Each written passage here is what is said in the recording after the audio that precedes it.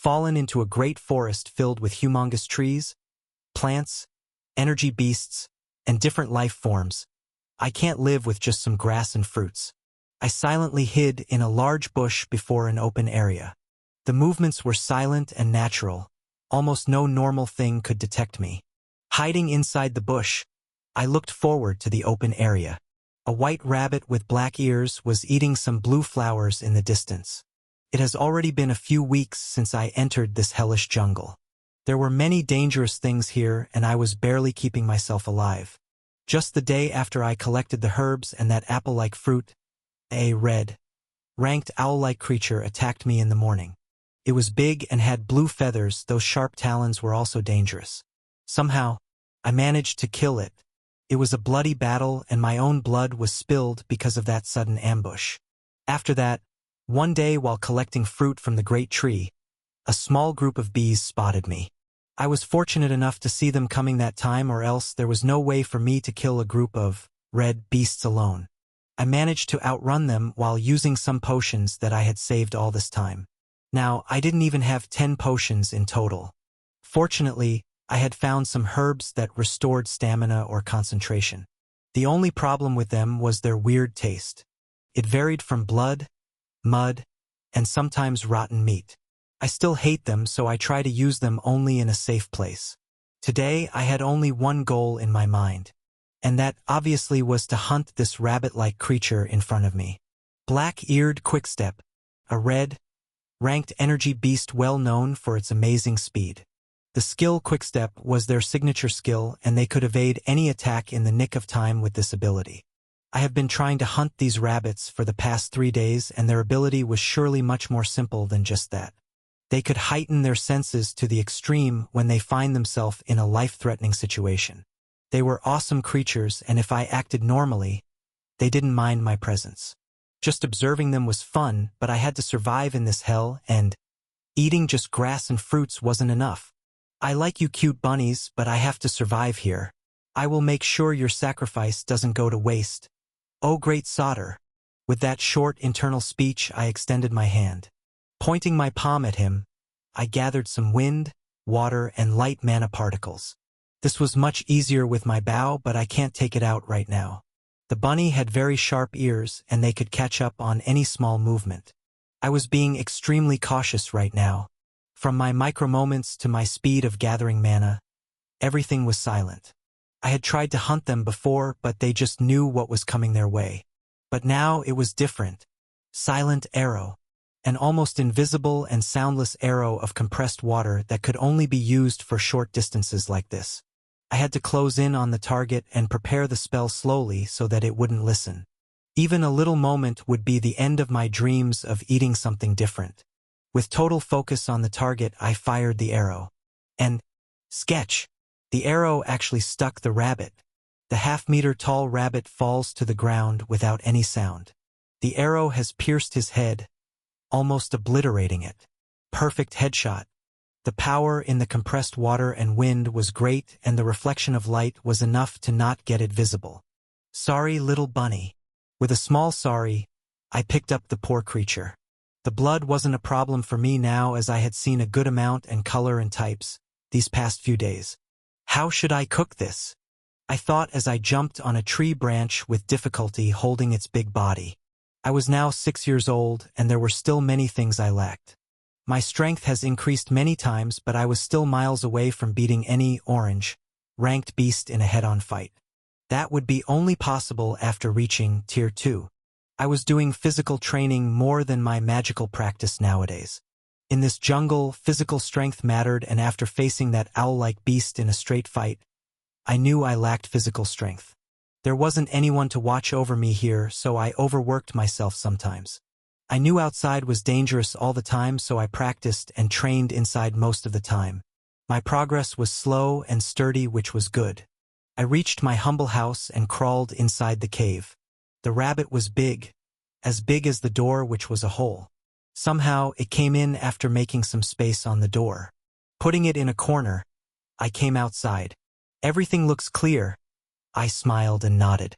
Taking out a glass bottle filled with bubbling green liquid, which definitely looked sinister, I splashed it outside. Covering my nose with a purple-colored cloth, I walked inside. I wanted to eat something good inside this hell, which was an unreal thing, but I still wanted it. You will think like me if you live for weeks just on some grass and fruit. I wasn't complaining, but if I can change that fact without putting myself in danger, why shouldn't I do it? I knew the smell of cooked food could attract some beasts, so I had made this sinister-looking liquid. It was a mixture of many herbs, rotten fruits, and the blood of beasts. It smelled disgusting to me, but to other beasts, it worked like a repellent. At least they wouldn't come to this place for some time, even if they smell something very appetizing. I got back and closed the gate like a hole. I had made a small ventilation system at the back of the cave so it could be safe to cook it back. The possible awesome aroma would mostly stay inside for the time. I set up some wood and put a pot on it, which I made with ant shells. I had to make it in large quantities so that it could be used for a long time. I can safely save it. Preserving it wasn't a problem now that I had my personal natural fridge. I had improved the quality of the fridge that I first used when I came here with magic.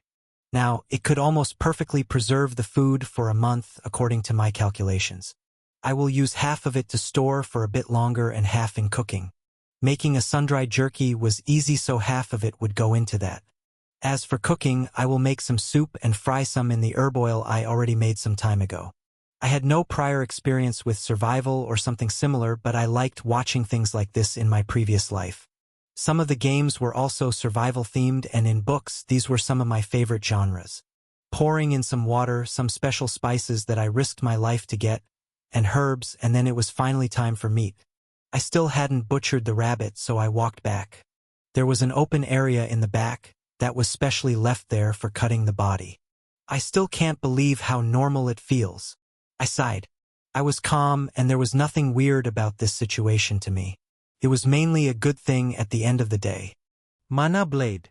A blade of mana manifested in my hand, and I started cutting the body open. Even though I can't feel it, the very familiar squishy feeling was still disgusting when thinking. Somewhere inside its half-meter-tall body, my blade touched something. It was weird when thinking about it, but a thought suddenly crossed my mind, and my eyes widened in utter disbelief. Moving my hand, I took out a rhombus-shaped red crystal from its body. Blood was dripping from its surface. Clearing the blood, I looked at this fabulous natural crystal. If I'm a reader of some novel, I would say this is a work of plot armor. But this, unbelievable. I was holding my first ever skill stone. A rare, red, ranked skill stone. My 28 luck was this powerful? I in fact a really lucky person. I smiled greedily as I looked at the stone. I didn't know what type of skill the stone held, but I knew the skill in the stone was indeed a special skill. These black ear rabbits didn't have any other skill than quickstep and hypersense. They were quiet, friendly, and lovely creatures. They only ate grass with a little bit of mana and played around with other rabbits. There wasn't a large number of them in this area, but they were quite common and had a large population overall. What could be the chances of finding a skill stone from my very first hunt from hundreds of thousands of rabbits? Man, am I actually some story's protagonist? I thought as I played with the shining red crystal. Maybe I actually was a protagonist of a story. Like, my story until now was the best and most common cliché in the fantasy genre.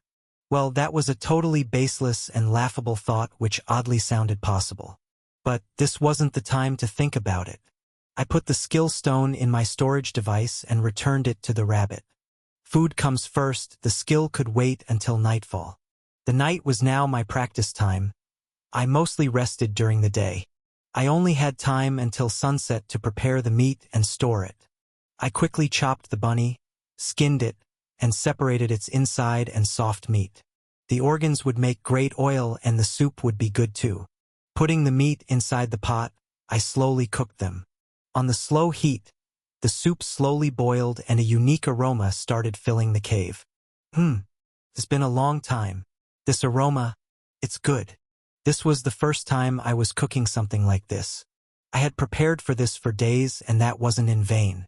Now, the soup was getting ready and the other half was safely dehydrating. I was using sunlight reflected from the mirror made from ice.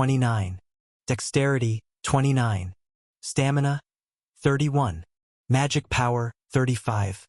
Intelligence, 36. Luck, 28. Charm, 21. Skill, energy circulation, quick step, origin skill, Sun's blessing, beginner mastery, mystic eyes, stage 1. Dynamic heart, stage 1. Equals equals equals equals equals equals equals equals equals equals equals equals. There was something new in my status window and I was happy to see it. Good. It looks like a skill similar to Dad's backstep. I knew how that worked, so I immediately tried it. I was impatient and excited to use this one. Quick step. I was excited to use a different skill for the first time, but swish, with a swift sound, I crashed into a wall. Ow! Ouch! What the hell? This was unexpected. I cussed and rubbed the back of my head. I was upside down right now and I had just banged my head on this wall. But I was happy with a bright smile on my face. This skill is more fascinating than I thought. I stood up and tried the skill again. This skill didn't just move me to a distant place, it could move me anywhere within the near area. Well, I had to try and experiment some more to find out more about this skill. Let's do some experiment. I cheerfully shouted and prepared to use it another time. Skills were pre-programmed, constructed, refined, and simplified spells. It cost a fixed amount of MP to activate it, and in cases of physical skills, they cost much less than magic skills. This quick step was especially useful for me as I already had the skill to detect my death. Dynamic Heart was an all-rounder skill for survival in this hell. Quickstep used wind, light, and electricity mana particles in a small quantity to execute the spell in a very small time. I instinctively knew the skill could not be used in quick successions. The MP consumption was not that high for a higher mage, but for me, it was a lot. MP was not only the mana in the nucleus but the overall concentration, willpower, and mana. If calculated, this physical skill consumed nearly 9 MP. For only one use. If only a physical type, lowest rank skill cost this much, how much MP did Dad use back when attacking the demon? It was a green ranked skill, and on top of that, it was a magical skill. The level of backslash he might have suffered was defiantly no joke. With a deep, sad sigh, I focused my attention on my back. The skill worked by itself. It wasn't like the blink spell of Tier 4, where the user could just teleport to whenever they wanted within a certain range. It moved my body physically, but it was fast enough to not get noticed by others. Quickstep. With the triggering of my spell, I was thrown backward. I was prepared to crash this time too, but I managed to stabilize myself. Almost 30 meters. I nodded with an exhausted smile. It was the estimated limit of this skill. And I was definitely happy about this. Now I have a life-saving skill. It's actually the best. I sat down and ate a blade of mana grass to recover my MP. A little faster. I should find the things for the purification of Demotic Core faster. I smiled at this thought. I will be able to achieve my deadline of 6 months only if I can use that core's energy. And for that, I had to find a large number of things, as well as find some rare herbs in this hell-like treasure trove. Demons use demonic energy, which is based on negative emotions like anger, greed, fear, wrath, etc. They form the core based on these emotions and use demonic magic with its power. Demonic magic is more fundamentally powerful than human magic as it focuses on destruction and chaos. Their cores contain this concentrated demonic energy. A demonic core, though corrupted, is an energy core at its base.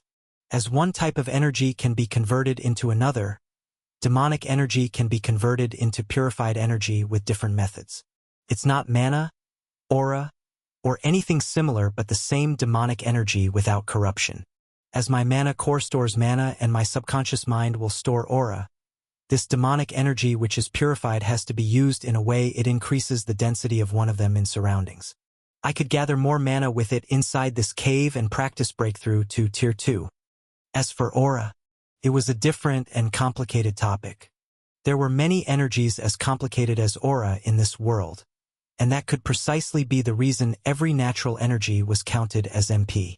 On screen, aura and other energies such as arcane, spirit power, inner force, ether, psychic, ki, internal energy, and many other natural energies are counted as magic power or shortly MP. I knew almost nothing about these special energies. All my knowledge was about mana, aura, and other most common energies. As for this purified demonic energy, it could be used to gather mana. When I use this purified demon core with a special magic circle, it will integrate and create an area full of mana inside this cave for some time. So all I had to do now was find everything needed for the purification of this core and create a small system of magic spells. It was so simple in theory that even a 6-year-old like me could understand it. But there was a single problem in all this: golden flower of light, blue rose of night, forest nectar, water of light, soil of fertile anthill, poison of pink mushroom, and lastly some simple sunlight. These were the ingredients to purify this demonic core, and finding them was difficult. I sighed and put the black core down. The most difficult things here were a pink mushroom and forest nectar. Even for experienced adventurers, finding that mushroom was more difficult than anything. A rare mushroom that contains highly potent poison as well as a large amount of natural energy. Even in this forest, I haven't seen any of them yet, which meant I had to go outside of my comfort zone and into hostile and new territory. As for forest nectar, it was in abundance on the higher parts of the Great Benia tree. It was produced by the trees themselves in an attempt to attract other insect-type energy beasts. Filled with concentrated mana and the life force of older trees, It's a great temporary mana booster. If I was going to risk my life and climb a tree homed by many different types of creatures, why do it half-heartedly? There actually was a way to just fly over to that height, but it was time-consuming. Well, I have all the time in the world as survival is at stake here. Now I will do something weird. Let's create a hot air balloon. A small smile appeared on my face as I deeply thought about it. This world had many things that could fly. They had airships that sized more than ships from my previous life. The magical advancement of this world was so good that the continent's most famous, big, and best university was a floating island. A hot air balloon was an old concept here, and people only remembered them through history books. It was weird of me to make something like that just for collecting some tree sap, but it was a bit fun. Actually making something like that and float in the air. If not for the many horrible creatures that ruled the sky, I would just fly in this hell-like forest. So, let's just put everything aside and start making a safe, hot air balloon that could go at least up there. With a forced and cheerful fake smile, I walked to the cave's back. Even if I acted normally, the danger in this was great enough to lose my life. Alf, what are we doing today? A beautiful, cheerful, sweet, and happy voice rang in a large library filled with books of different origins. Books of all types, colors, sizes, and languages filled the large shelves of this library. The room was beautiful, and there was a large glass window on the other side of the room. A pretty boy with forest green hair and gorgeous purple eyes that looked magical was sitting quietly on a table, reading a thick magic tome. It was a different language than everyone knew, and it looked like he was reading it quite easily. When he heard the most common and sweet as well as his favorite voices, he looked up. "Ay, ma'am. We are doing nothing for today." His answer was half-hearted, and his focus was still on the book.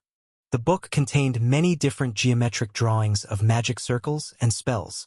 The young woman with light pink hair, which was quite long, reaching to her back, sat down and smiled at him. Gorgeous. That were the only words that could barely describe her phenomenally beautiful shining eyes. They were mesmerizing. Not only men but women might also love to just stare at her. There was something about her eyes, but she was quite beautiful herself. On the level of Nolan and Augustine, some of the most famous women in the capital. "Is today a break day?" she asked, looking a bit disappointed. "Yup." His answers were short, but he enjoyed her company, so he just sat there and smiled. "You are working so hard. You want to be like Ian, right?" she asked, looking down and playing with her fancy yellow dress. But her question lit up a blazing fire in his eyes. Looking back at her, he shouted in excitement. "No. I will be better than him. Though I haven't been awakened yet, I will soon awaken. I will become a better mage than him and challenge him. Though we have never met, he is my big brother and forever rival. I will beat him and learn from him. I just can't wait to meet him." His excitement turned into a grim expression as he reached the end of his sentence. He looked up to Ian the most ever since he started hearing stories about him from his father and uncle. And just the stories were enough to light up a spark of inspiration and rivalry in him. His own goal was to become a mage just like his dad and uncle. Though he had his different power just like his mom, it wasn't of any use to him. His only aim was Axion and him alone. He had waited for a long time now, but then he heard the story from his dad. He then started respecting him even more. It was a truly hero-like deed. He hoped that Ian would come back soon so he and his big sis Carla could have their long-postponed matches. But there was no way for them to do anything. A long time had passed, and there was still nothing they had found about him. So, they might have to think of the worst, that he was in that place. "Don't worry. We know he is okay, and that's enough," she said reassuringly. Everyone has been a little on edge, and she was the only one that had remained this cheerful. It was her nature and trait which helped everyone around her. "Ok, ma'am." Kissing his forehead, she looked to the side and cheerfully asked, "So, who wants this ice cream?" His eyes lit up in surprise again, and he stood up. "Me!" he shouted. The eagerness of a child oozed from him. She just smiled sweetly as she understood his reaction. Even she was surprised when her brother Brian had made this thing for everyone the last time they went there. It was something Ian personally created, and it was phenomenal. We just fell in love with it. There were literally all kinds of flavors in this, and Alfred's favorite was strawberry. She personally liked a spicy one, a red chili flavor that was cold and spicy at the same time. Everyone had a favorite flavor now, and it was all thanks to Ian. He might not know this, but he was the heart of many people that he didn't even know about. She smiled again, a concern present in those mesmerizing eyes. Ian, be safe. Under a clear blue sky, filled with pure white clouds, a great green jungle was standing unfathomably. In a small open area of this great forest, a large basket-like thing weaved with smooth and flexible branches of trees was attached to a big green cloth-like thing that seemed to be made out of leaves. These leaves were as big as a normal human height, and each one of them was dark green, as if they were still on the tree. A stand-like feature was set up on the basket, and there was a strange container on it. The area was clear, and there was only a boy standing in the middle of it. With long blonde hair that was finely tied at his back, long eyelashes, and clear red eyes that were more beautiful than Ruby smiled brightly. Looks like everything will work out properly. I smiled more brightly as I looked at my hot air balloon. The balloon looked good, and the basket was the only thing that seemed just fine. It was difficult at the start, but I got the hang of the basket as time passed. The branches and vines from the forest were not soft enough for a child like me to bend. It was difficult to turn those tough tree branches into soft ones, and it was no joke. I had to spend 2 whole weeks just to finish the base of the basket. The balloon part was much easier, as I knew about sewing from my previous life. From the fallen leaves of the great banya tree, I finally managed to finish this balloon after a month. I also found most of the things required and even discovered the location of a pink mushroom. But that thing will be more difficult than I thought. Let's finish the work on hand faster. It will be a problem if I encountered some unknown factor and have to spend the night outside, I thought, and walked forward. I wasn't ready to spend the nights outside of my cave yet. I was weak. I was so weak that I might not even be able to hide or run from the dangerous beasts. Shaking my head, I reached the balloon part. The principle behind this balloon was simple. Just from the name, you could tell it was based on the air temperature difference between the air inside the balloon and the air atmosphere. I had already run some tests to see if everything was all right, and the results were good. There wasn't any problem, so I decided to give it my all this time. Lifting the balloon on the ground with lifting wind, I placed the end of it on the burner. It was a container made from ant armor and an owl-like bird I killed. It had solid feathers with low melting temperature, so melting and molding them was somewhat easy. The fuel inside it was something I collected from a tree. It was something that burned just like gasoline, so after working on it and doing some hot experiments, I came up with this. I was still amazed by myself about how I was doing everything so normally. It was strange, but I was getting used to this feeling. Starting the fire on the burner, I filled the air in the balloon slowly. Maintaining a Tier 1 spell like this was hard, but I wasn't worried about it much. Hot air filled the balloon, and it slowly started to go up. The forest was big and green, almost the same color as the balloon, which was good for camouflage. The balloon filled up and started going upwards. Let's hope everything goes safely. And with that, I jumped inside the basket. Cutting the rope that bound the basket and ground, I flew up in the sky. The ride was slow and sturdy. As I reached a good enough height, I changed the fire to low. There were large trees under me, and as far as I could see, only green remained in my vision. There were some taller, larger, and greater trees scattered here and there, and I knew many of them. Some of them were even believed to be lost trees and ancient trees. But my goal right now was the closest one before me. I had already calculated and created a map with distance and directions. Just ahead of me was a large tree with a broad upper part. The area it covered was large, and the top of the tree was shining like a diamond. I knew it was the tip because trees and great trees like these gathered the mana and life force over there during the years of their survival. It was a pure and crystallized form of this, and it was used in the creation of the highest quality magic weapons. It was also called Essence of Tree. The essence of this great banya tree was amazing. It was as big as the boar I saw the first day. It was also very clear when I checked it closely with my mystic eyes, which meant its quality was superb. This forest is a treasure trove. If I was strong enough to go against a small ecosystem, I might have tried taking that. But there is no way I could do that anytime soon. So, let's just be content with the nectar it has to offer. There were small golden drops of liquid coming out of the tree, and as I looked down, there were many weird insects around it. They looked like beetles, but they were almost as big as this hot air balloon. I had to collect it from the upper part of the tree, which was a good thing. It meant they can't go higher than their place, and I would be safe as long as I collect it from the upper part of the tree. I nodded and surveyed the whole upper area for half-hour. Looks like everything is clear. Creating some wind, I pushed the balloon in the tree's direction. I was already at almost top of the tree, and there were no sky predators in the area for now. The balloon slowly reached the tree and stopped. I touched the tree, and it was quite warm for being at such high place. The temperature in the surroundings was much cooler than this. Just above me, there was the shining essence of the tree. A dust-like powder was dancing inside the huge crystal. It was like stars dancing on a gray white canvas. I was almost mesmerized by the magnificence of nature. No, not now. Let's finish the work first. I reminded myself while slapping my right cheek. Taking out some glass bottles of the potions and some that I made, I started gathering the golden liquid. I could hear the angry voices of insects down there. It looked like they were angry I was stealing something from them. Sorry, but I have to do this.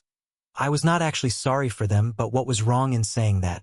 Slowly, I filled the bottles and stored some inside my storage device. Some were left with me as I can't put everything inside.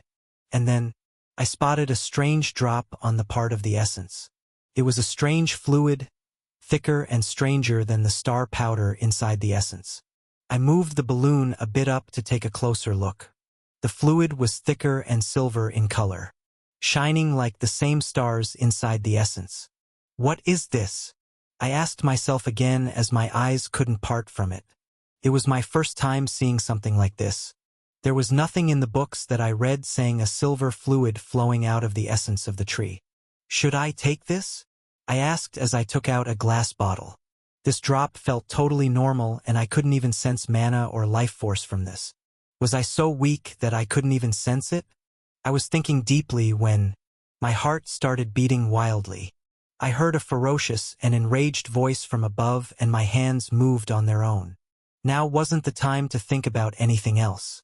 I quickly collected the silver, shining fluid in a glass vial and stored it inside my storage device.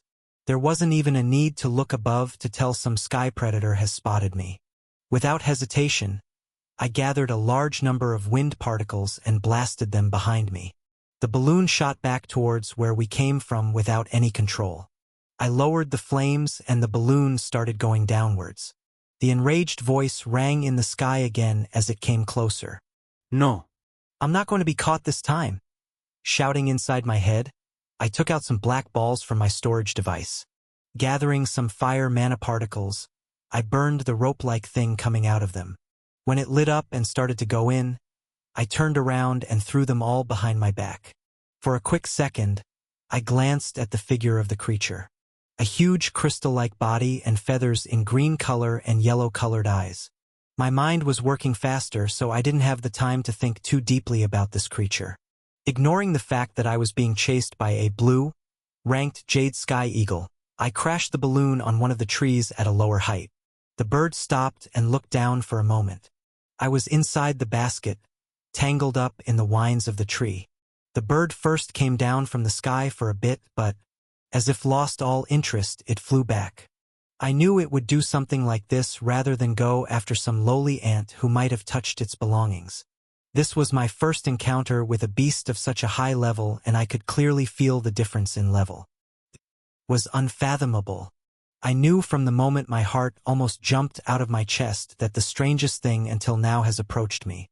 It was so strong that I couldn't even feel the pressure or the presence of it at all. If not for my dynamic heart, my life was done at this moment. But let's not think about this. I'm alive, and this is enough. Tears were already falling from my eyes. I encountered a high-ranking beast and managed to survive. This was my achievement. One encounter with a blue ranked beast was already over, and all that was left was going into the nest of a green ranked snake. After my experience with a ferocious blue ranked beast, I slowly climbed down the tree. Hanging by a tree was not something I wanted to do all day, and there was no need to take the hot air balloon with me. Taking only the things I needed, like the forest nectar, the fuel tanks, and the small ropes, I returned to my cave. Collecting this tree sap didn't take too long, but I was so far away from my shelter that it took much longer to return. It was already time for sunset when I reached there. Putting the small glass bottles and containers with nectar in the corner, I lay down on the ground. If the blue-ranked creature was so dangerous, what about the others? I asked myself, staring at the ceiling. There were indigo and purple-ranked beasts out there, far more powerful than these bunch. Unlike humans who are made of many natural substances, energy beasts are mostly made of different energies. They were masses of concentrated and sculpted energies, and that was the reason they could leave the core, or skill stones, when their soul energy reached rock bottom and they integrated into nature. This was the reason all energy beasts had a large amount of MP, and were ranked based on the amount of MP, rather than their overall stats. This world was far more intriguing than I thought. There was a strange thing about this world that intrigued me the most. In this world, revival was possible through some different means. If the person's soul hasn't fully integrated into nature, we can revive it through divine or demonic means. Demonic method, turning the person into an undead being. These undead creatures varied greatly, and every one of them had special qualities. Just like the zombies I fought back then, there were skeleton soldiers, ghosts, liches, undead knights, and much more. Through these methods, the demon collects useful pawns with higher intelligence. The other method is a sacred ritual of revival, and it has to take place within a small time after death. It requires a large amount of holy energy and numerous people to sustain the mental burden of the divine spell. Gods and divine beasts can do this alone if they want and have the necessary permission to do so. This reminded me once again that divine beasts were almost godlike beings in this world. So, in the end, these energy beasts were dangerous, and I didn't want to go to one that I knew I can't even get close to. But I have to get stronger, and for that I will have to go in a snake's nest. I told to myself and got up. While searching for different ingredients to purify the demonic core, I saw the white ruby snake that I saw on the first day I found my cave. It was an enormous creature, and it was one of the most beautiful beasts that I had seen until now. I followed it to its nest inside a large hole in an open area. It was a wide hole, or more like a crater, formed after a large impact. In the middle of it was his, or more likely her, nest. As soon as she reached her home, she wrapped herself around her 3 white and shining eggs. The eggs were silver and they shined just like her pure white body. The snake mother was happy as she spent her time with her eggs. I can't control my tears when I saw them like that.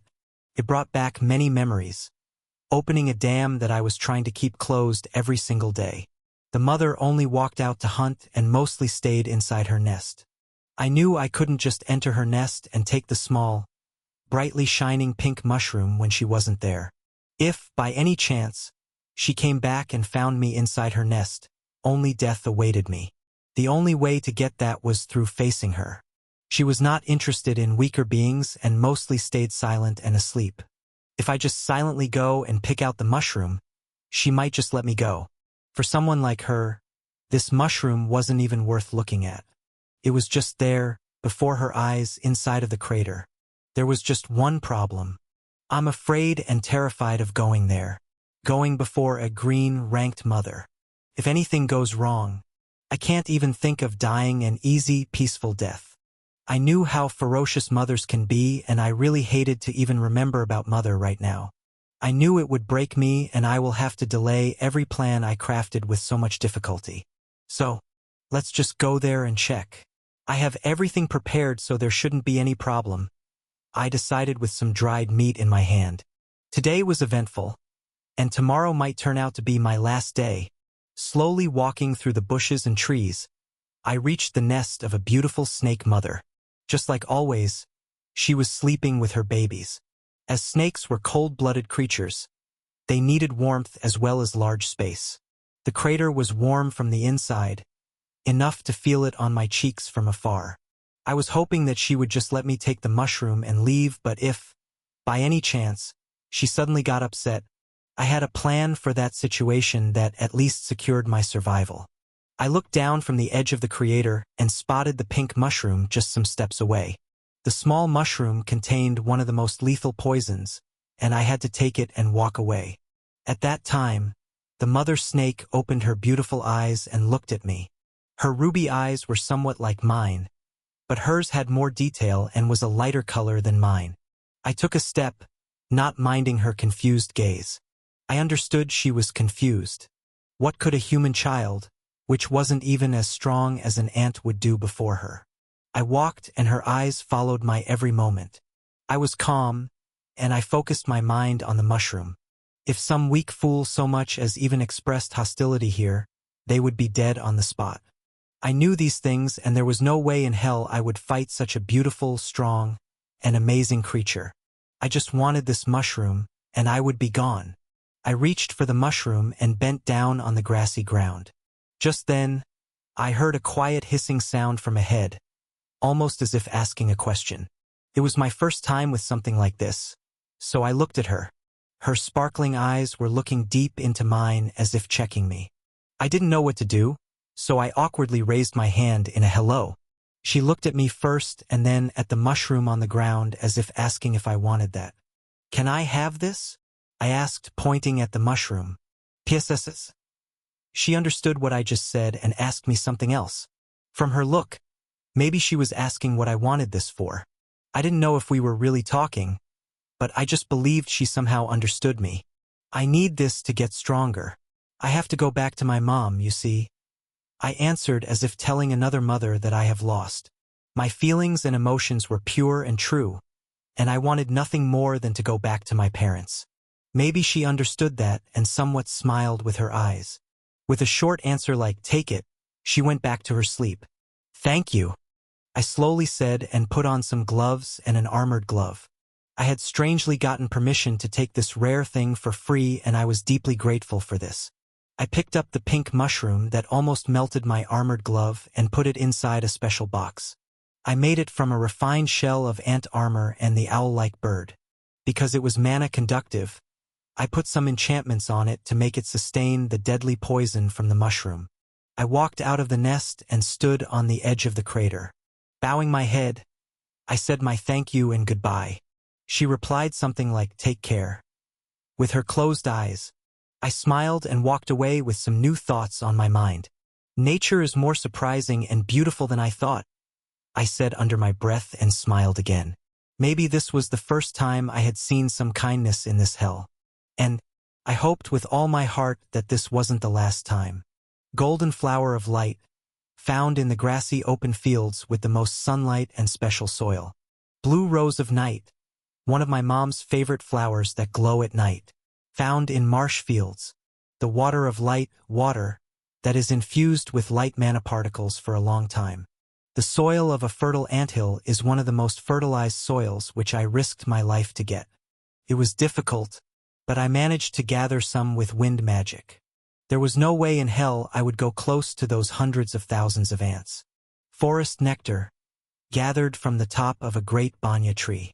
As all of these things except the water of light that I made myself were of the highest quality natural ingredients, they can't be used as is. The pink mushroom was very rare, so the poison from is diluted and used in low quantity, and still, it was fatal at 60% concentration. What I was doing was an alchemical method instead of the direct method of using the holy energy. In normal cities and places, the church would do the purification process of any demonic thing. Using holy energy was fast and efficient in this process. In alchemy, the concentration of all of these ingredients produces the same results as holy energy. The substance produced in this process acted as positive energy against the negative demonic energy.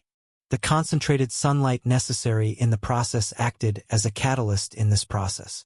This wasn't something I should know as a 6-year-old, but what could I do? I liked to read. I remembered everything, even if I didn't understand everything at that moment. And when I remembered everything, understanding it becomes easier with passing time. I had read from fairy tales to available academic books. I had read magic tomes and herbal medicine. I had read research papers and experiment records. I had read history and religion. I even read novels and love stories. In total, I have read 234 books in my total lifetime in this world. From one of those books, more precisely Nathan Stay's Demonic Energy and Alchemy Books, Chapter 12, Demonic Core, page 20, I knew what I needed in the purification process. I needed ingredients, process, and timing, but that's it. I just knew these things. I had no experience in conducting such sophisticated experiments. I had to process each ingredient to fit the experiment and do trial runs before the real thing. It might have been easier if Dad was here, was the thought that unexpectedly crossed my mind. Just like how we did such things together back at home. But now I was alone. I had to do everything by myself. And I had already decided to do anything and everything to go back to them. Inside my cave, I looked in front of me. In different containers of glass and metal, I placed different colored substances at some distance. I had processed the ingredients into usable ingredients, and the cave looked like a chemistry lab. Powered flowers, processed poison, nectar, and water. The concentration of everything had to be perfect, and it took me my whole day and night. Thankfully, the trial and error method gave the results faster. I had believed my instincts and results were positive. As an experiment, I had tried using some drops of them on the core, and the reaction also showed it was just right. I never ever in my life had imagined that I would do something like this. Handling that pink toxic mushroom was hellish. It was more lethal than 100% concentrated strong acids. Just a single drop of that thing was enough to even kill a non-venomous orange-ranked beast. For poisonous beasts, it was a delicious meal. But that was only true for yellow and some small green ranked beasts. For beings like Mummy Snake, it was nothing more than a small snack. I somehow managed it after great difficulty. The process was slow, and I used 3 pairs of metal gloves in this process. Leveling down everything's concentration was difficult, but I somehow managed it and everything was ready. Now, just as morning rings the door of my humble cave, the real experiment will start. In the open area before my cave, standing before a small pot-like thing that was set on a stand of wood that contained something like water, I took a deep breath. Moving a big ice plate that adjusted before 3 other smaller plates, I took a step back. The sunlight was necessary for this experiment, so I had to do everything I can to maximize my chance of success. Placing the black core inside the pot filled with water of light, I released my breath. Starting the fire, I poured a fine gold powder into the small pot. The color of the water changed to gold and then to yellow. The slightly visible core started reacting, and white mist started coming out of it. After 3 minutes, I added some blue powder into the pot and the color started changing again. It was a faint blue, and then it slowly turned into a light green. My heartbeat quickened a bit as I took another step back. Thankfully, I was wearing a special enchanted mask, so I was safe, but my skin under my protective clothes was itching. The white mist started turning darker. After 5 more minutes has passed, I added the faint pink poison that was dilated from a drop of poison. And, as soon as I added it to the pot, a black mist exploded from it. My heart was keeping its usual calm, but not as much as it had been during fights. It meant that it wasn't that dangerous and I was doing all right. Now all I had to do was wait for at least 3 hours. I went inside and took off my mask. It was hot there, and the air around the pot was poisonous.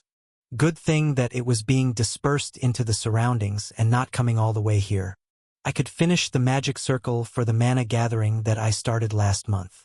This was a difficult magic circle that was taught from basic level. It wasn't A-tier magic circle, but a magic circle for construction and research. It was used in ancient times and even explained in history books. It contained more than 100 lines, 20 circles, tens of curves, and an eye. This eye was the center to place the core. This core could be any beast's core or a similar object with positive energy. It was difficult enough for me to fail many times. Who knows how many times I tried it. I had to draw every line with mana infused in my bow.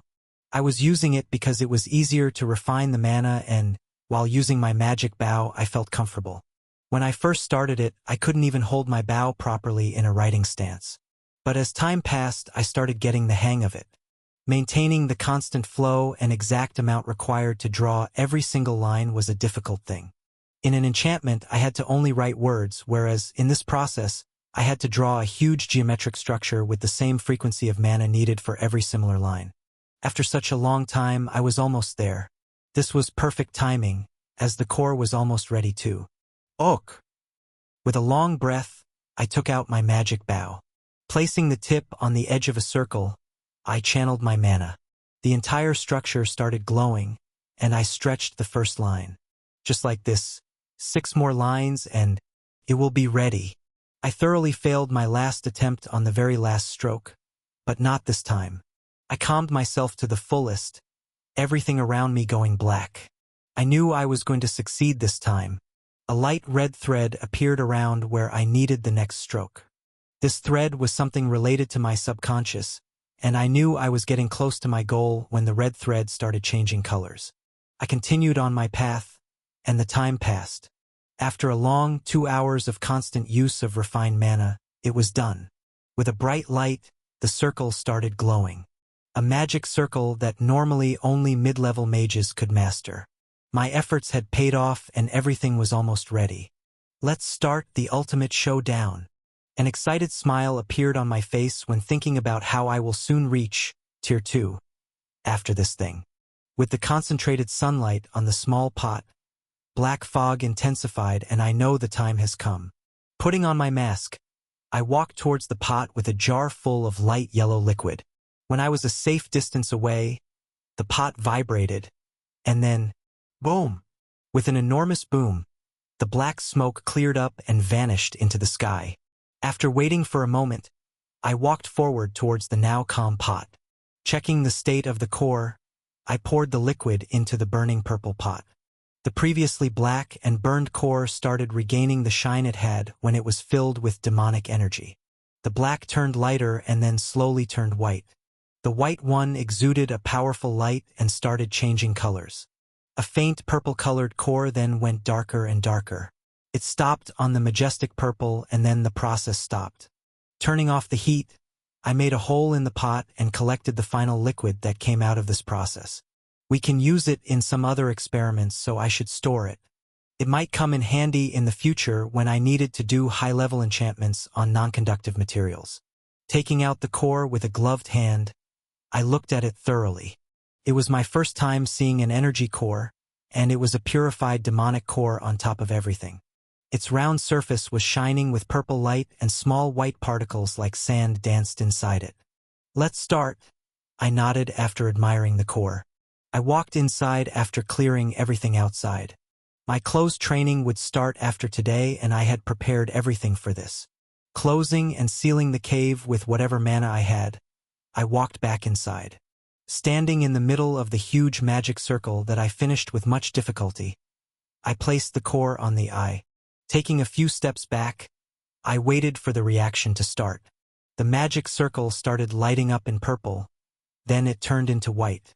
Watching this unfold, my heart beat in excitement. The density of mana inside the room started going up as I felt everything around me more clearly. I had already stockpiled food, so I was really ready for this. Let's break through to Tier 2. I shouted in excitement and worry. The time I would be in this cave, the beasts outside might pass through the webs and probably, I can get cornered in this cave.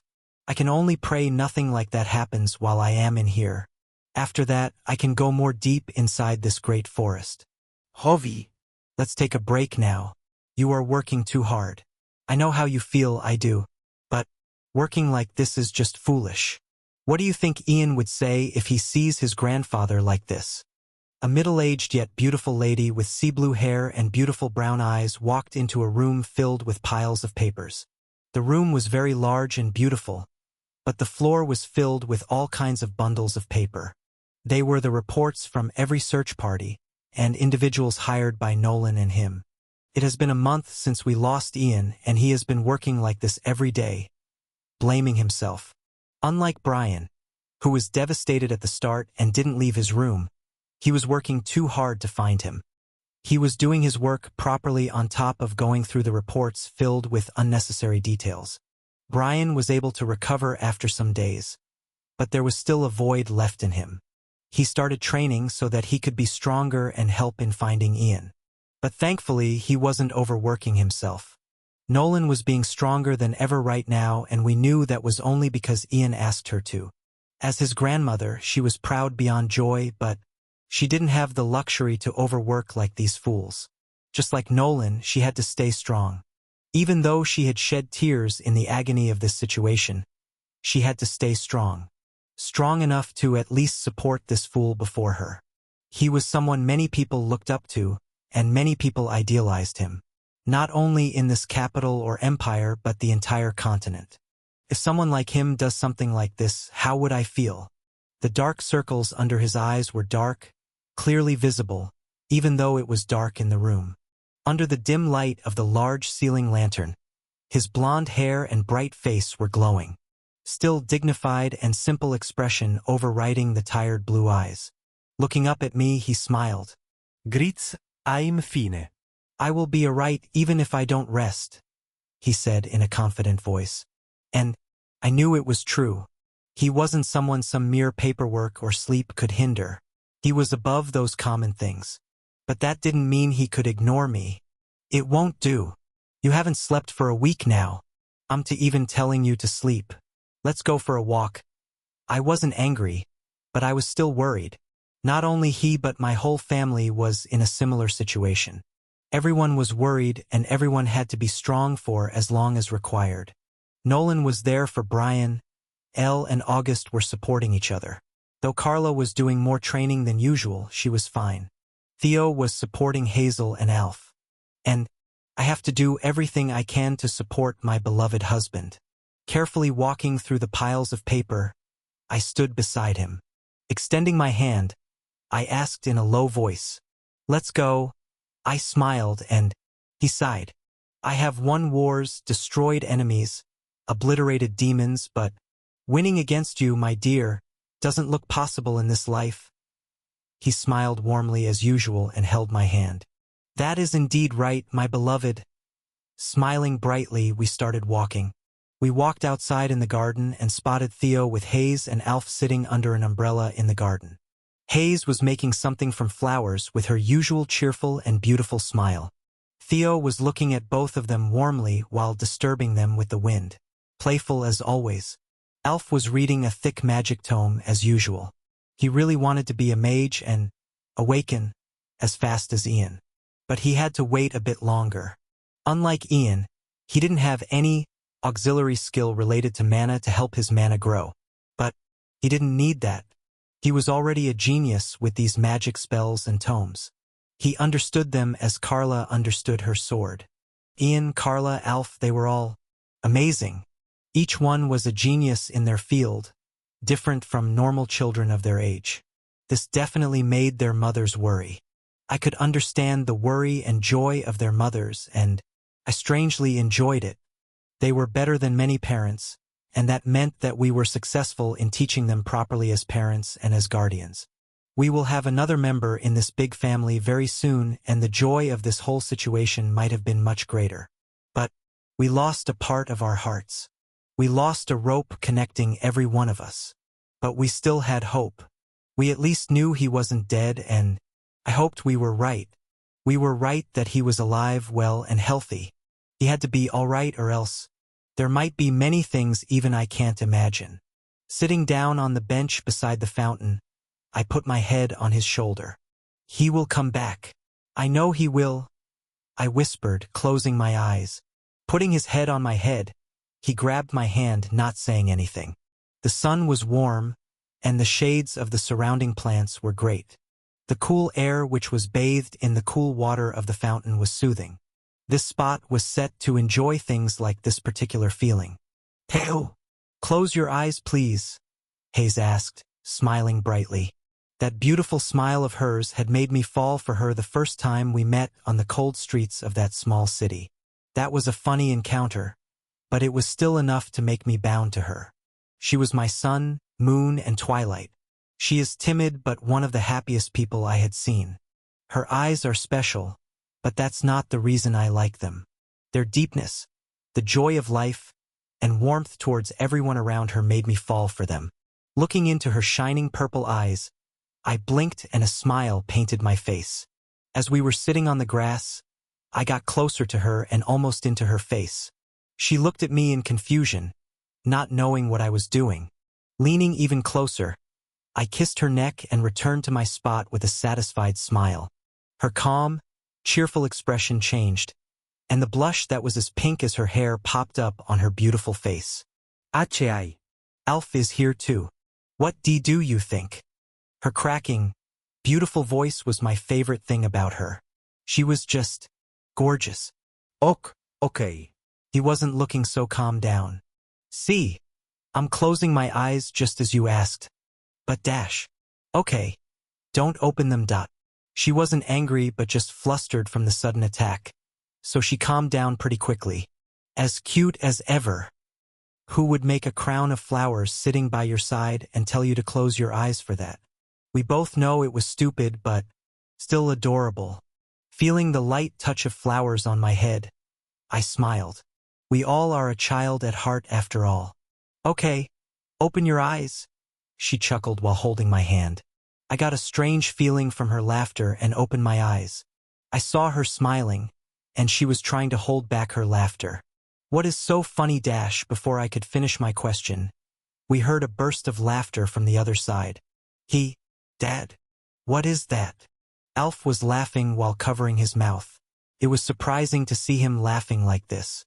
I wanted to see what was on top of my head, but I just stared at him. He was quieter these past few days than his usual self. His self-declared rival was not with them right now. He was upset and barely laughed like this. Right now, seeing him laugh like that was enough for me and for her too.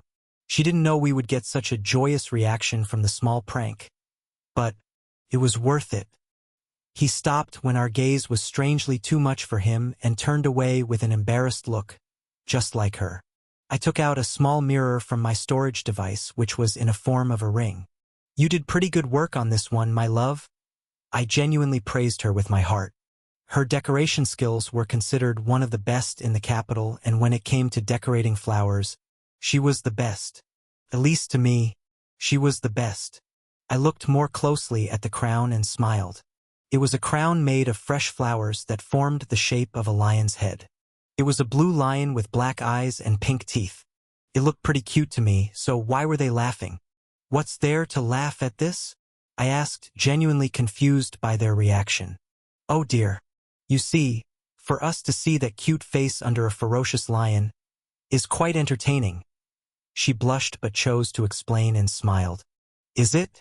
Well, if something like this can make them happy, I would even wear a hippo on my head. I laughed and hugged her.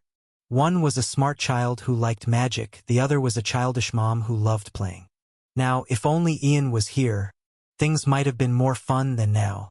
Big sister Nolan was doing good and brother Brian has also started returning to his normal self. I can understand his position very well, as I would be the same as him if something similar happened to any of them. He was there and still couldn't save Ian. What could be more devastating for a father like him? A deep sigh suddenly escaped my mouth as I looked at her. She blinked and blinked again, and with her third blink, she caught up to my thoughts. A worried expression clouded her beautiful, smiling face. I didn't want this reaction, so I grabbed her hand. He will be back, I spoke in a confident tone. Right? Alf said from the other side of the table. Though there was uncertainty in his voice, his eyes were confident. Yes, Hayes answered instead of me, tightening the grip on my other hand. I simply nodded to affirm and smiled at him. I didn't show it on the outside, but I was worried. Just surviving in that hell could change a person to a great degree. Even if he safely returns to us, some scars on his heart will remain the same. But that can be healed with time. He will definitely be okay. I hoped and smiled again. An older-looking person in a butler's uniform looked over the garden in front of the great house from above. His eyes contained sorrow, anger, and worry. He was Jean, the butler that personally served as the head of the house and a origin skill user. He was a professional assassin with a great experience. He has been serving this house even before the birth of their second child, Nolan. He was almost a grandfather to them, and he loved this family. He was a part of this big family, and seeing everyone so down these past few days had made a great impact on him. He already hated those damn demons, probably as much as Brian.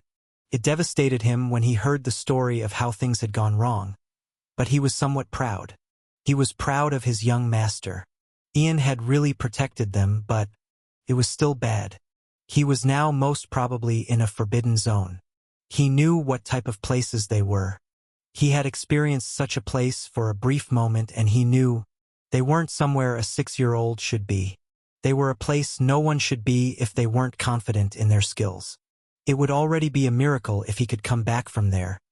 But that forest, in particular, housed the greatest number of ferocious energy beasts.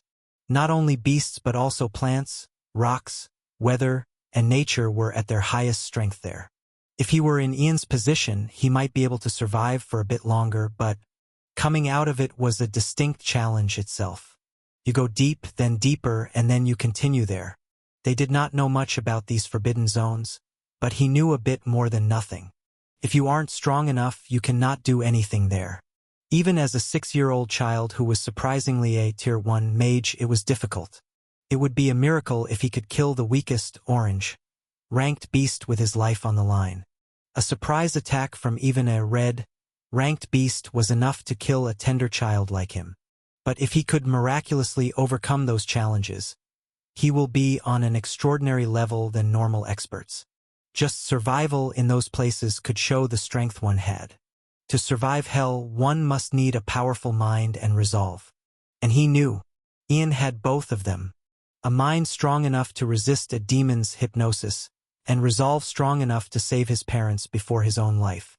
If anyone could actually have a chance to survive here, it was him. "We will be waiting, young master, as long as it takes," he muttered and walked back to report to his master. In a dark cave with a small fire burning at the back, a young boy was sitting in a meditating posture. There weren't many things in this cave except the pots and such everyday equipment. In the back, there was a big, complicated geometrical magic circle with a dull crystal ball in the part of the eye. There was a dull purple light coming out of the magic circle, which was almost dead. As time passed, the light was becoming dull. There was a white hue surrounding the boy's body. His breathing was fast, and sweat covered his whole body. His long golden blonde hair was drenched with sweat, and his long eyelashes were shaking a bit. Time passed, and then the boy shouted as a surge of sudden pain coursed through his entire body. Still sitting, he coughed up a mouthful of blood. A shock wave broke out of his body, almost shaking the cave. "Ah! Ah!" The boy opened his shining red eyes that glowed in the dimly lit cave. His breathing was uneven, but his expression looked very calm. "Finally!" he shouted and jumped up in excitement. Clearing the blood around his mouth, he looked in front of him. Status window. Name, Axion Cromit. Age 6. Strength, 41. Dexterity, 42. Magic power, 60. Intelligence, 63. Luck, 36. Charm, 30. Skills, energy circulation, quickstep, origin skill, sun's blessing, beginner mastery, mystic eyes, stage 1.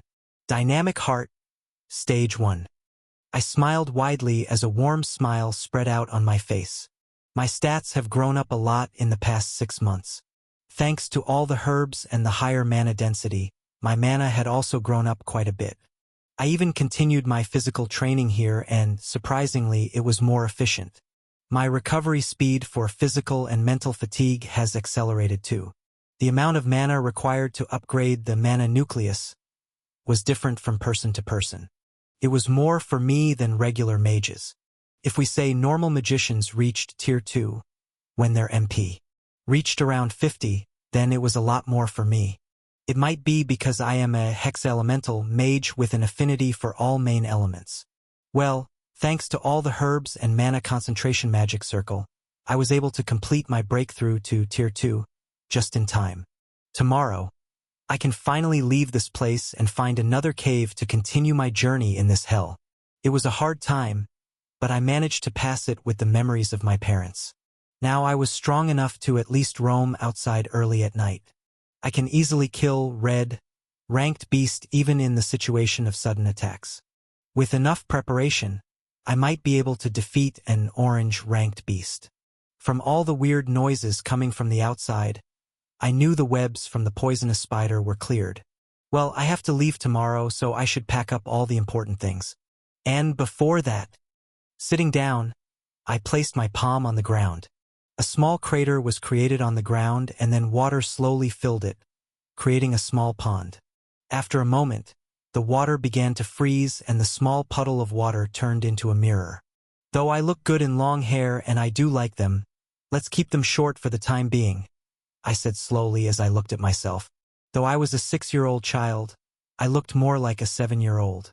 My growth these past few months was great, and I was able to achieve excellent results with this. Cutting my shoulder-length hair with some sharp wind, I looked at myself again. Much better. I smiled as I looked at my short hair. I would have loved to keep long hair as it suited me well, but I had to survive. Moving through woods and trees at a higher speed was the primary way I was going to go from place to place. If long hair hindered my movements, it would be a big problem. Even in fights, it was necessary to focus on the enemy rather than my long and dancing gold-like blonde hair. After completing my small haircut, I gathered the hair from the ice mirror and wrapped them in a small leaf. They were my precious hair.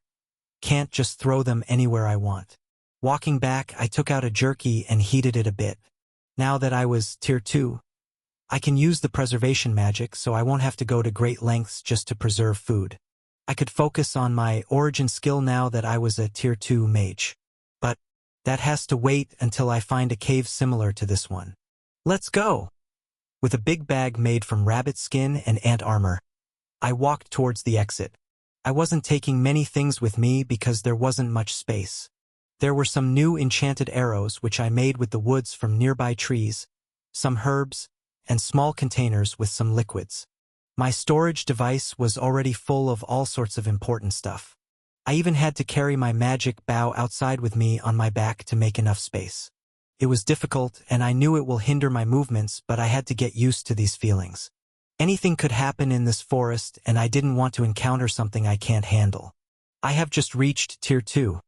I knew very few spells of this level. I had so much work to do right now that I didn't even have any time to think about this useless stuff. Opening the gate of my cave, I crawled out of this cave house. It has been 6 months, almost 7, and there was nothing much changed in this part of the jungle. Everything except the spider webs was the same. The cave was finally hidden, so creatures below, yellow, rank couldn't find it with normal methods. There wasn't much to prepare or observe, so I jumped on a tree and then in the opposite direction I always traveled. I was thinking of securing something on my way as I needed breakfast, lunch, and dinner in this forest. Maybe some rabbit or a bird or some plants. I would welcome anything because I had almost emptied my food storage. It might be good for at least the next 2 days, but other than that, I was sure I did not have anything. Jumping through the trees, I surveyed the area with mystic eyes and prepared a spell at the same time. I could now focus on spell casting at the same time as using my skills. My focus and understanding of magic and skills have vastly increased these past months. Speed enhancement and earth strength of Tier 2. Though they took quite a lot of mana, the concentration and willpower consumption in spell decreased greatly as my understanding of them was great. The branches were high and tough, so I was able to move swiftly. After 2 hours of running, I stopped some distance away from a small open area.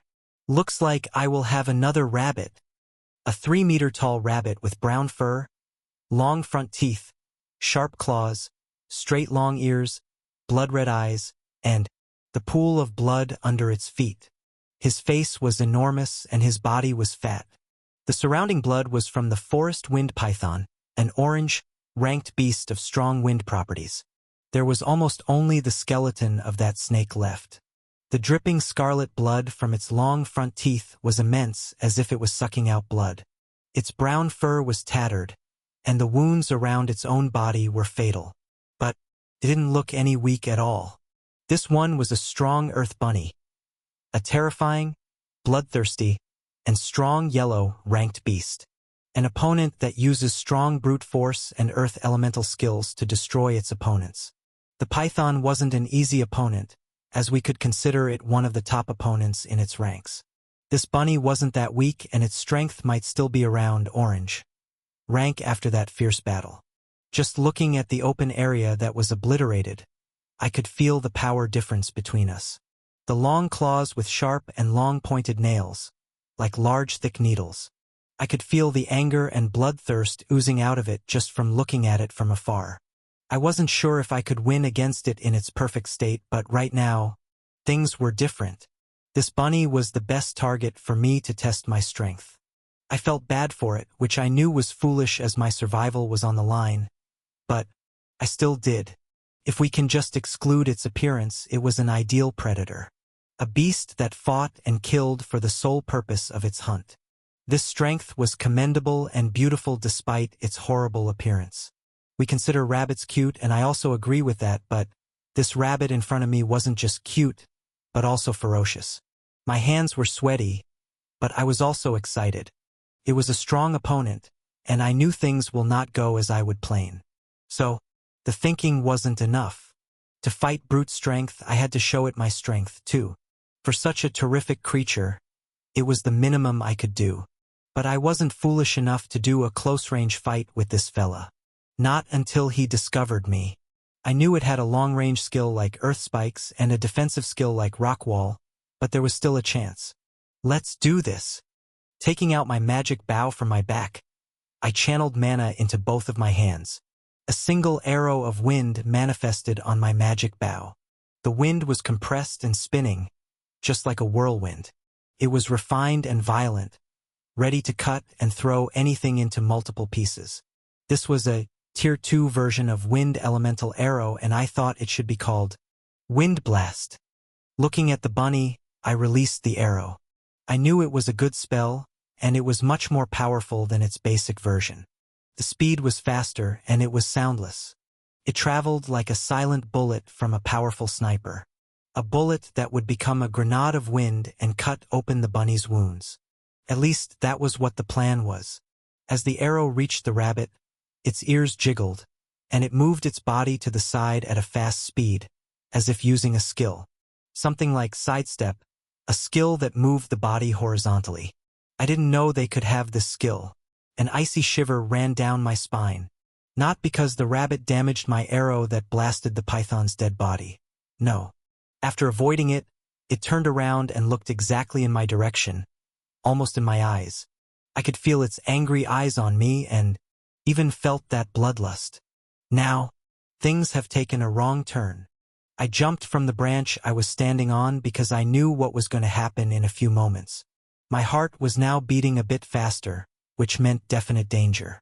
I knew what was going to happen, and I knew I can avoid that. A sharp earth spike shot up on the branch I was standing on, and the branch, with another half of the tree, were obliterated. Now this was a high attack power. This was a long-distance only skill called Earth Spikes. It could use in 100 to 500 meter area, was what I knew. But this one was almost 800 meters from itself. This was way more than what books depicted. And I knew what the reason for that was. Oh, great forest, I knew you weren't great in just name, I praised inside my mind, jumping faster on the next branch. This great forest wasn't the only great thing. The beasts and everything within it was extraordinary.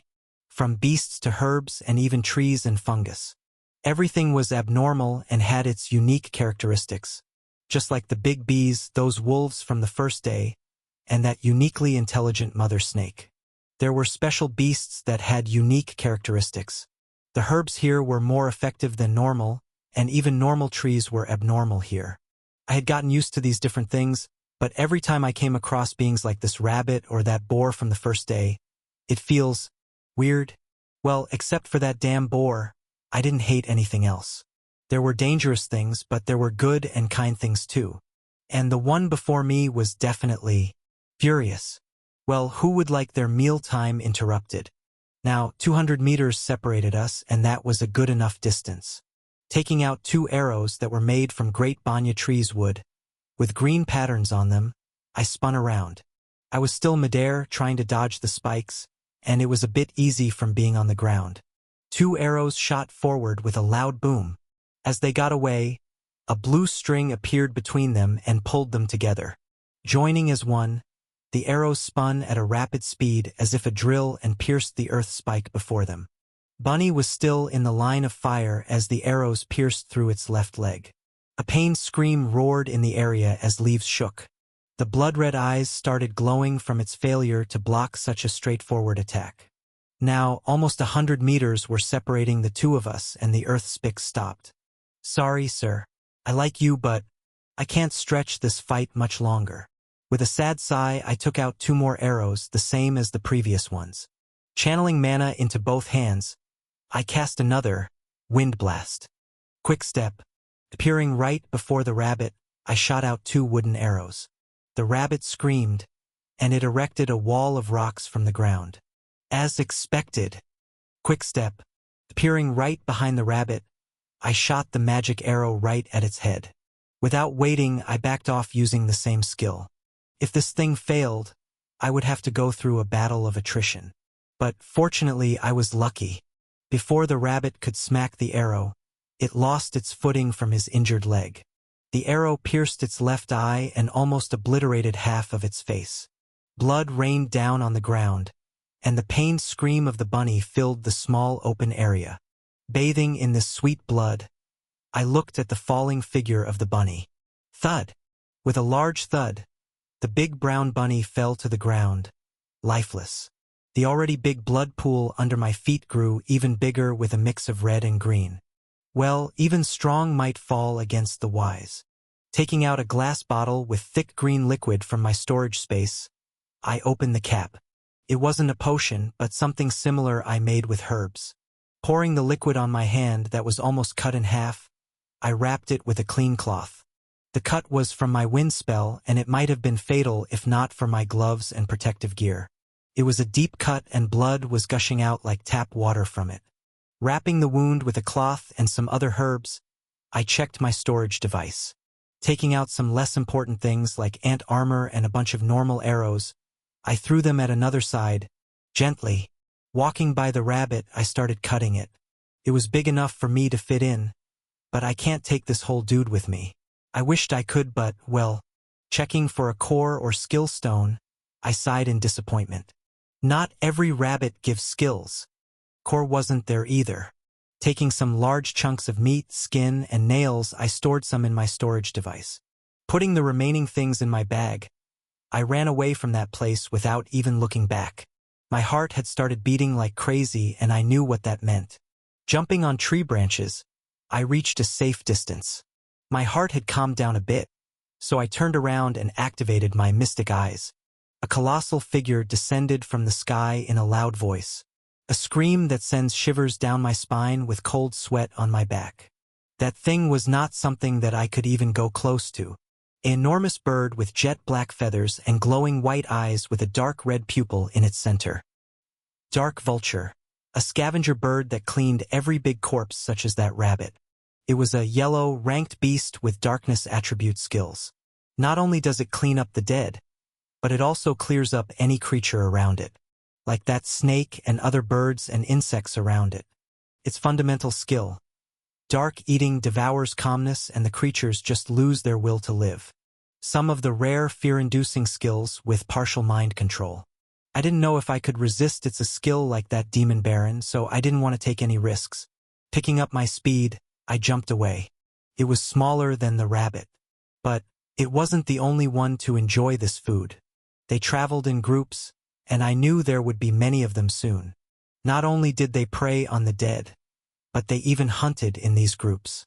Their prime targets were strong opponents like brown rabbit, but they avoided hunting stronger opponents like that fire boar or mother snake. I would be a nutritional, healthy meal for them, considering my mana pool. And I had no plan of being torn and eaten by some scavenger birds. I had to find a good place, possibly another cave, to spend my night. I jumped and ran and jumped and traveled from tree to tree and sometimes open areas. There were many beasts that I spotted from afar all this time, and one of the most noticeable among them was a topical parrot, a red, ranked bird we believed to be almost extinct. There were some miraculous sightings of them in southern tropical islands. That's why they were called that. Having a long tail and half-meter-tall figure, the bird had extremely beautiful feathers of red, blue, and black. The color of the feather also indicated their elemental properties, so I can guess that the one I saw had fire, water, and darkness properties. Its beak was shining golden, and its eyes were a beautiful green. It was a sight to behold. They were sensitive creatures and avoided any other presence other than their family. This one was alone, eating some fruits from a tree. I was lucky to spot it from almost 1.5 kilometers away because of the open area. There was also a group of terrifying monkey-like beasts that numbered more than 20. With white fur-covered bodies and black tails, and white dots on fur, they played among themselves.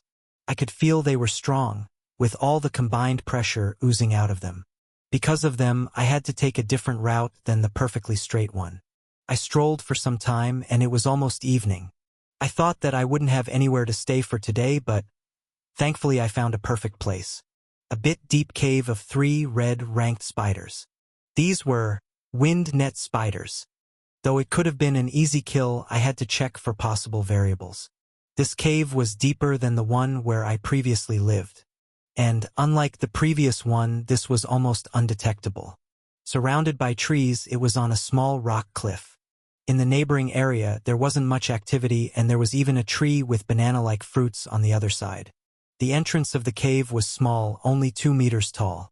But, from what I could see inside the cave was much bigger on the inside. But it was still a suitable spot. A net was surrounding the cave entrance, a green net. I could see some wind moments in it when looking closely, and I understood it was from a skill. The spider from last time always followed a fixed timing and hunting periods. These spiders, however, almost always stayed inside their house. I observed them for almost 3 hours, and there weren't many moments from them. It doesn't look like there is something else in this cave, but I can't be too sure. Let's fight them outside. I knew this place was safe because I trusted my heart. Dynamic heart has almost always been right in this kind of situation, but for safety purposes I checked it again. Landing down on a bush before the cave, I focused my mana on my feet and thinly spread it. It was a bit difficult, but I got the hang of it after 6 minutes or so. Earth Detection. A Tier 2 spell, which was one of the most basic detection spells. Through the small vibrations and moments on the earth, I can map out the area near me. For the time being, its range was still 100 meters, and it was perfect for now. Though it was my first time using this spell, and I almost knew nothing about the actual spell, I knew the basics. From all the things I have read, I knew about the principles of many spells. Specific and non-specific, many spells were just explained in some books for different reasons. I knew all the basics of magic and mana, so I was able to create spells with my imagination. Anyone with high willpower could do this, and I knew this one was easy for me. The mana spread out from my legs and into the ground. I could feel the micro-sensations of earth, and a rough image of the caves inside appeared in my mind. It was unclear, but I can feel the spiders inside the cave. There were only 3 of them and nothing else. There was a big spider web inside the cave, and there were many tiny insects stuck in it. The spiders were at the back, and they were wrapping something inside their webs. I tried to look closer at what it was, but suddenly, one spider started screeching. I could see that screaming outline, and there was also sound coming outside. But the surprising thing was that, after screaming, it looked back. It looked back and outside the cave and almost in my direction. I flinched, and the spell broke. They are special, too. Looks like I will have to fight head-on. From a distance, of course. I smiled and jumped back on the tree. I could hear the familiar sound of a spider crawling coming my way. It will be a good fight to test some different things out. The sound of the spider's footsteps rang out of the quiet cave, and I knew it would be a bit tough fight. They use wind elements, so, taking out my bow from behind my back, I channeled the earth attribute mana. Earth Lance. 3 brown arrows materialized on the bow. The spiders came out of the cave as if the spider webs weren't there at all. Looking around fanatically, they spotted me on the tree. I was also ready, so when they took their first steps, I released the arrows. It was fast, but they didn't hesitate one bit. They successfully evaded them by taking a step back. The arrows struck the earth and slowly melted into the ground. With no hesitation, they continued to walk forward, but 3 spicks of rocky brown earth shot out from the ground, almost piercing them. But they dodged them all, too. With a heavy wind surrounding their body, they barely managed to slide from their position. It was surprising, but I didn't lose my composure. Taking out a thick arrow with brown glowing enchantments, I shot it before them. It wasn't near them but in front of them, as if blocking their path of moving forward. They shouted at once and jumped off from the ground in a futile attempt. They were more intelligent than normal beasts as they fended off all possible Earth-type attacks. A small smile appeared on my face at this behavior. Rock throw. 6 huge rocks shot upwards from where the arrow had landed. Their yellow eyes widened in surprise as the rocks were about to hit them. Still airborne, a minor storm of wind appeared around them and they started spinning like a tornado. All 3 of them had activated their skill at the same time, so it was more destructive than the single one. Damn! That is the same as my arrows. This combination of skills reminded me of my wind enchantment arrows. The big rocks that were almost half of my height turned into pieces and scattered on the ground when they touched this sharp tornado. Now the spiders were enraged. Still, in the tornado-like skill, they almost flew toward me. It was fast, too fast, that it didn't suit a normal, red, ranked beast. Quick step. Without hesitation, I activated my skill and landed as far away from them as possible. They were on par with a stronger, orange, ranked beast. The fight was more difficult than I thought, and I wasn't fully recovered from the fight with the bunny. This can't go for much longer. Let's finish this. Taking out 3 arrows with purple tips, I fired them in different directions. The spiders didn't bother with them and just continued to chase after me. And they fell for that. With a spin, the arrows changed their direction in midair and targeted them. 2 of them penetrated their skin, but the last one managed to somehow evade that. It was a close call for it, but it was safe. The 2 spiders that were struck by the poison fell lifeless on the ground after a moment of silence. The arrows that hit them were rare and also dangerous. It contained a lethal poison from the pink mushroom. I didn't have many such arrows, as most of the poison from the small mushroom was used in core purification. It was a very dangerous poison to these non-venomous spiders. Taking out another such arrow, I backed off. The last remaining spider was furious, and the killing intent was oozing out of its body. The green skin was turning red, and it was becoming bigger. It was hard to believe, but it was a berserk skill. That wasn't something beasts under orange rank should have. At least not in normal circumstances. This was dangerous. I backed off another 3 steps and onto the tree. The green spider with yellow eyes turned into a red spider with green eyes. It looked more terrifying than the bunny I just faced. Damn! This was an unexpected situation. Before it could finish its transformation, I shot the arrow, hoping it might not be able to block it. The arrow flew towards it with a slight wind-cutting sound and hit it. The arrow hit the spider, and its eyes started turning white.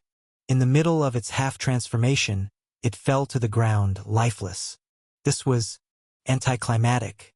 The fight that might have stretched out till night had ended in a quick fall. Spiders were dead, and their house was now mine. The last one was still strange, but it wasn't time to think about those things. After some rest and drinking a potion on the tree, I jumped down to the ground.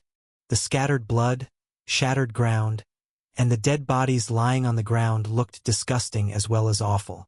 Shaking my head, I walked toward the first 2 spiders that I killed. Checking their bodies and finding nothing, I walked towards the other one. Its half-transformed red body was bigger, and there was something inside that cave that helped them grow like this. Cutting its body and again, finding nothing, I walked towards the cave. The webs were still there, and looking closely, there was still the same wind around them. Taking out a simple arrow from my bag, I touched the web with the arrow. Wow! A surprised expression appeared on my face when the arrow was cut in half, even without touching the web. This was a good protective measure, but there was not enough space to pass through it for me. The spiders, strangely, just slipped through this as if this never existed, but I wasn't like them. Taking a step back, I put my hand on the ground. I was still exhausted, but there was enough strength to cast a Tier 2 spell. Gathering and concentrating Earth Elemental Mana, I focused on the part where the webs were. They only covered the area on the entrance, so I could wipe them out with a single spell as well as put up a different wall. Earth Wall. The same wall I made at my previous temporary house, but this one was different. Unlike last time, when I needed the crystal for the spell, I could do it by myself this time. The quality and refinement of the spell were greater in comparison to the last one. The ground shook and an earthly brown light started coming out of the same spot where the web wall was. Taking a few steps back, I watched as the rock wall completely crushed the wind wall and the spider webs. This was slow, and it took 20 seconds for the spell to finish. It replaced the wind web wall with a rocky earth wall. I was exhausted, low on mana, low on stamina, and also low on arrows. If there was unexpectedly something inside there, it would mean my death. But, oh heart, my dynamic heart, I'm betting my life on you, so please be right. My heart wasn't beating fast like usual when I was in danger, which meant this place was safe. It might be wrong, but I can't go anywhere else.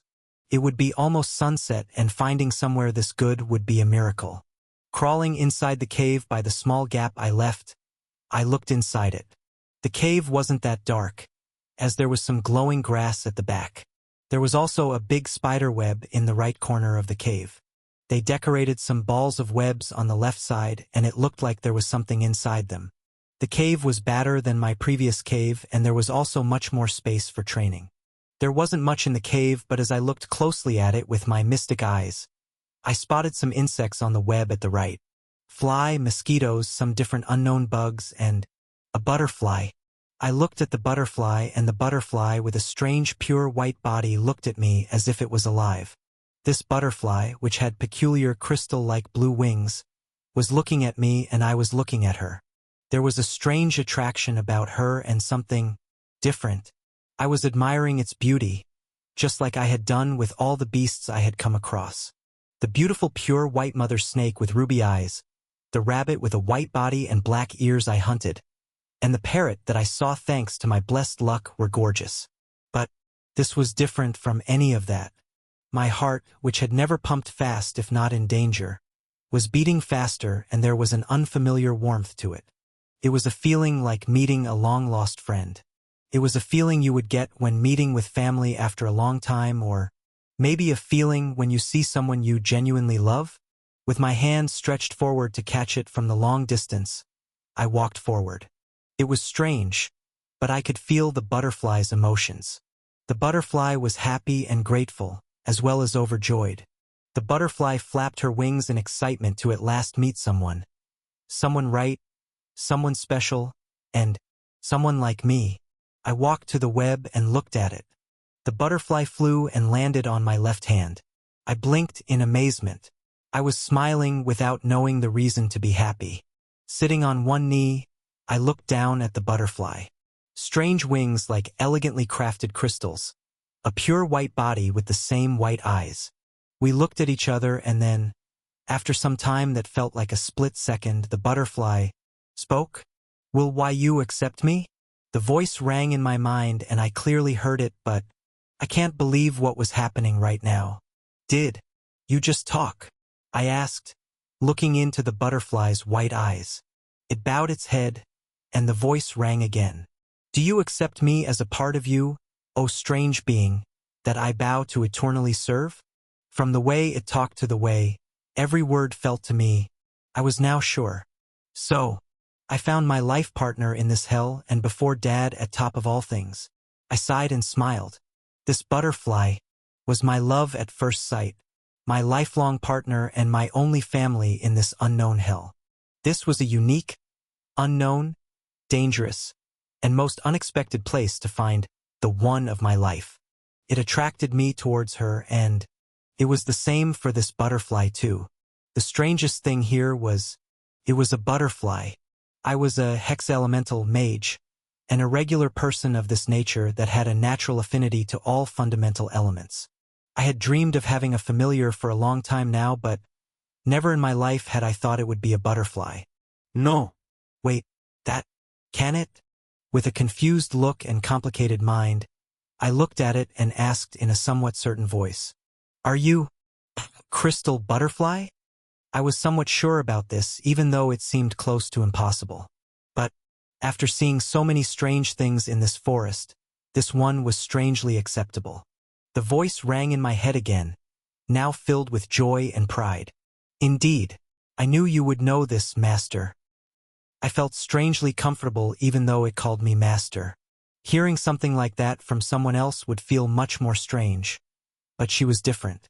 I looked at the butterfly, and a long sigh escaped my mouth.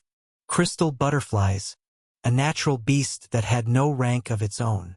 It was a beast that coexisted with the one that it made a pact with. This pact was more powerful than normal familiar pacts, as it was a pact of origin. A being that had no stable origin of its own, and without it, its lifespan was no more than 7 months. They were born in this wide nature randomly at random places, but we rarely saw them in the outside world.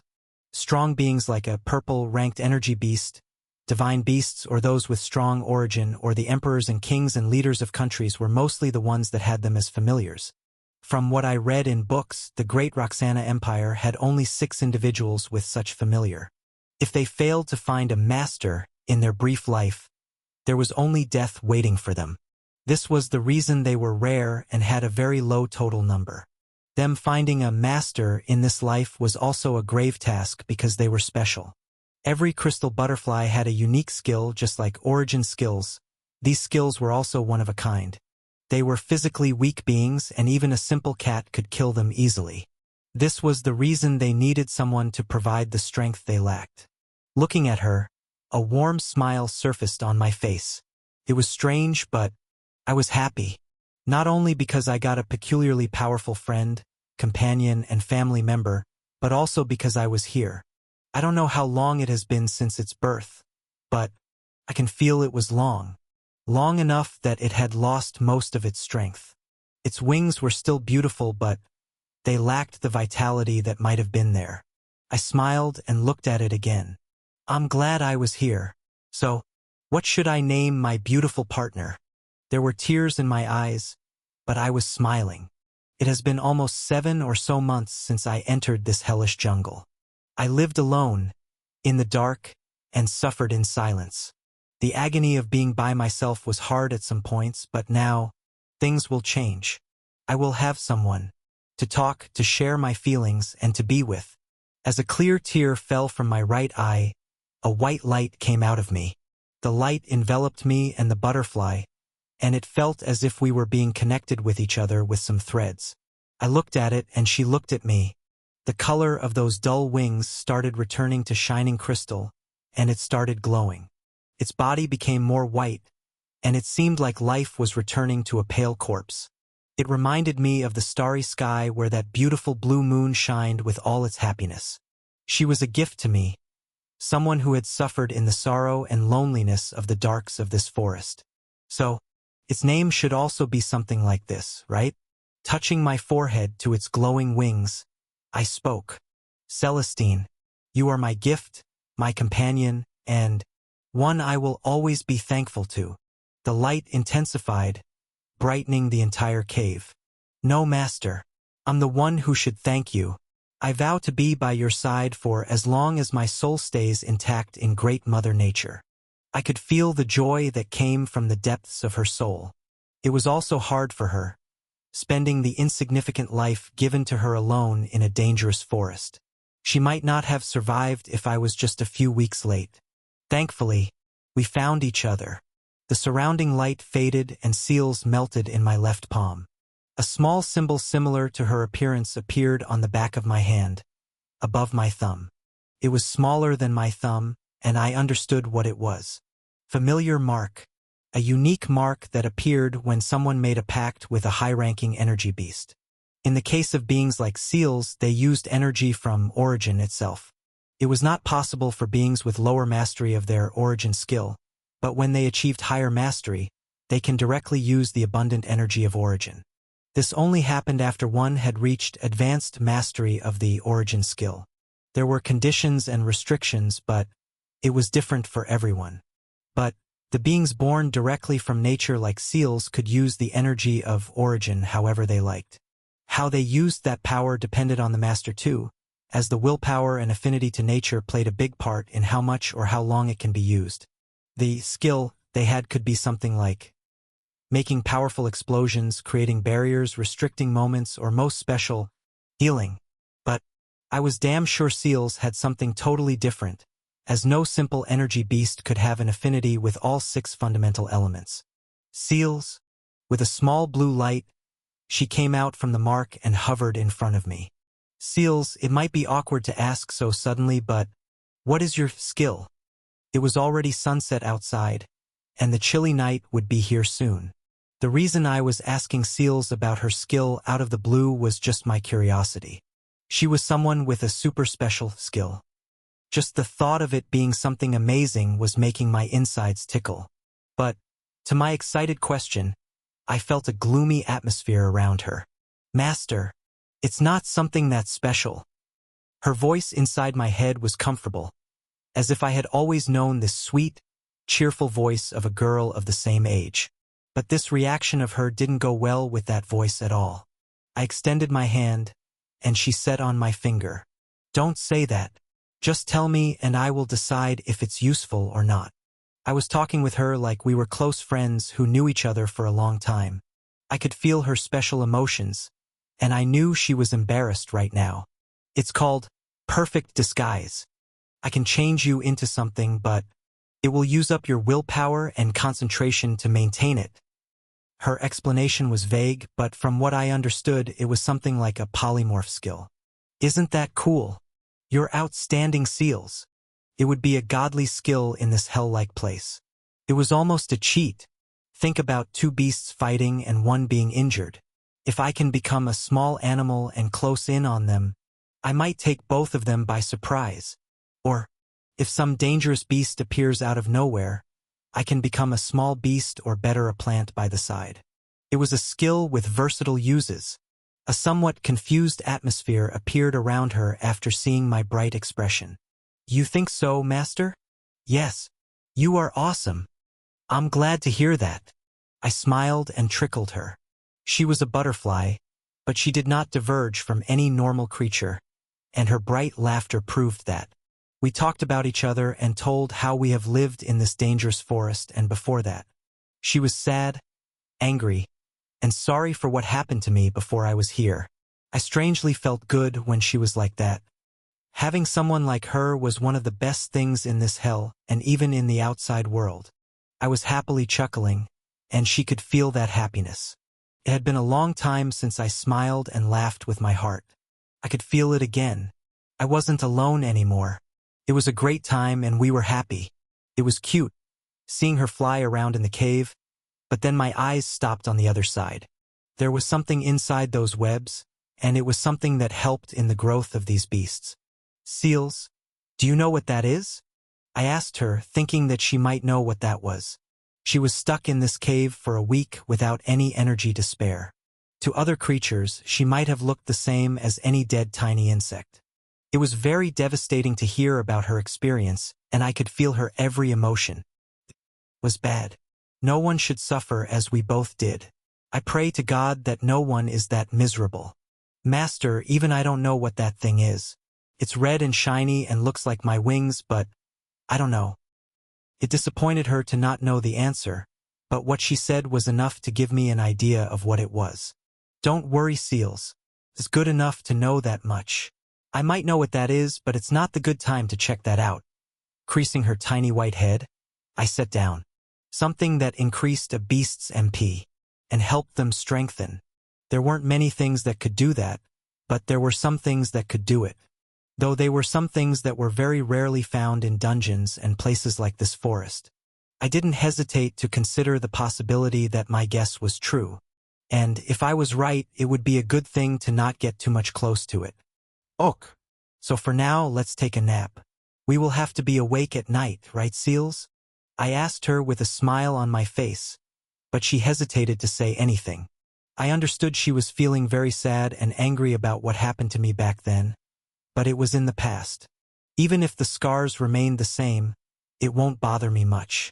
It was only because of those things that I was able to meet her and get this much stronger in such a short time. Giving her a warm smile, I called her on my palm. Don't worry, Master. We will get out of this place and meet your family. She was confident and excited, but something she said didn't go well with all of that. Celestine, it will be our family. You are also a part of this family. Though I haven't met anyone, I know everyone will be happy to meet you. You aren't just my familiar, but also my friend, partner, and the only family I have in this place. She was silent for a moment but shook a bit, as if embarrassed. I smiled and nodded, knowing that she understood what I was trying to say. Thank you, Master. Okay, now, don't cry about small things. Go get some rest. We will have a long night in this new house. Flapping her wings, she nodded and disappeared into the butterfly mark. Looking at the other side with my mystic eyes, I sighed. Why do spiders wrap everything they are going to eat on a web? It's not like a solid crystal will melt, right? Thinking about those things was useless, so I just prepared a bed above the ground with some webs, ropes, and leaves. It will be night in a few hours, and I will have to start my night training. Just sitting in this cave was meaningless, and those long nights were always creepy and boring. I was happy that there were glowing plants in this cave, and it was much better to sleep here. My eyes opened by themselves after almost 4 hours. It was good, and I slept peacefully after such a long time. Looking around, I spotted that big spider web and the blue glowing grass at the very back of the cave. Getting up and stretching for a bit, I took out some jerky and apple to fill my empty stomach. My mana was almost half, and I could do some magic practicing with those things. But before that, Seals, let's try using perfect disguise. Seals came out and danced in front of me. Circling me for a bit, she sat down on my head. Just think about what you want to change with your appearance. We need a clear image to perfectly change it. If it's something small, like hair and eye color, it will be very easy, and maintaining it will also be easy. But if you change into a different being, it will be much more difficult to maintain that form. Her explanation was simple, and I knew what I wanted to change first. Closing my eyes, I thought of black hair and black eyes that would match the night of this forest correctly. I had black armor cloths, so it was easy if I had the same appearance as well. My gold blonde hair will stand out too much in the night, and my eyes glowed in the night with low light. It was normal for a unique eye color like mine. If someone with sky blue or ocean blue or even yellow eyes walked in this glittering darkness, it would shine the same. But black eyes cloak the light perfectly. After finishing the imagination, I focused on my connection with Seals. She might have felt it too, so, with a small blue light, my appearance started changing. Ice mirror. A mirror of ice appeared on the ground, and I looked down at myself. My short golden blonde hair was now jet black, and my eyes were now obsidian black. Looking at myself in the mirror, I nodded with a bright smile. This was perfect. I don't feel it's taking any concentration or mana at all, I said, looking at Seals, who was dancing before me. The Master is strong. She cheerfully shouted and circled me. I'm not. You might have seen many more strong beasts in this jungle than me. You know I'm nothing compared to them. Not being discouraged by my own words, I smiled as I said that. It tickled my inside to hear that I was strong from her. But it was still true that I was nothing compared to Mother Snake, that eagle, or that son of a boar. But she shook her wings in denial. No. Master is stronger than them mentally. I know this is a simple use of this skill. But not even they can stay in a changed form much longer if they use my skill. Master is amazing. She danced again and sat on my head. I looked into the mirror as I thought about how natural this new look felt. Let's try something different, I suggested, still looking at the mirror. Taking a few steps back, I tried to become the spider I just killed. I knew everything about it, so I just recalled its shape, structure, and features. After a soft blue light, I opened my eyes. Master. Amazing. Looking at myself in the big mirror on the ground, I smirked in surprise. Celis, look. I'm a spider now. She chuckled and sat down before me. I was now a spider. 8 legs, green body, yellow eyes. It was just like the spider's body lying outside. I was a spider, but it was just on the outside. On the inside, I was the same person. The body moved as I moved with my mind. It was like I had a hologram around me. It was so real that I thought it always was me, a real spider. Experimenting with my new skill for a while, I tried to disguise all the beasts that I had seen until now. It was fun, but there were still many things I can't copy. I can't be as big as that fire boar or mother snake, or I can't be as small as the white bunny. A medium small plant was the lower limit, and a brown bunny or fire spider was the upper limit. Staying in that form was also difficult for a long time. On average, I could stay in beast disguise for around 15 minutes for now. Bigger size was easier than smaller ones. It was fun playing with seals. I was happy. I was laughing, and I missed my family. Felt lonely all of a sudden. Seals just came and sat down beside me. This night seemed much shorter than I had previously experienced with someone's company. Crawling out of the new cave, I looked around. As I knew, something has cleared the area already. Not even stains of blood remained there. This cave would be more temporary than the last one, as there was no safety measure here. Though this area was at a corner and there weren't many activities here, this area was not that safe.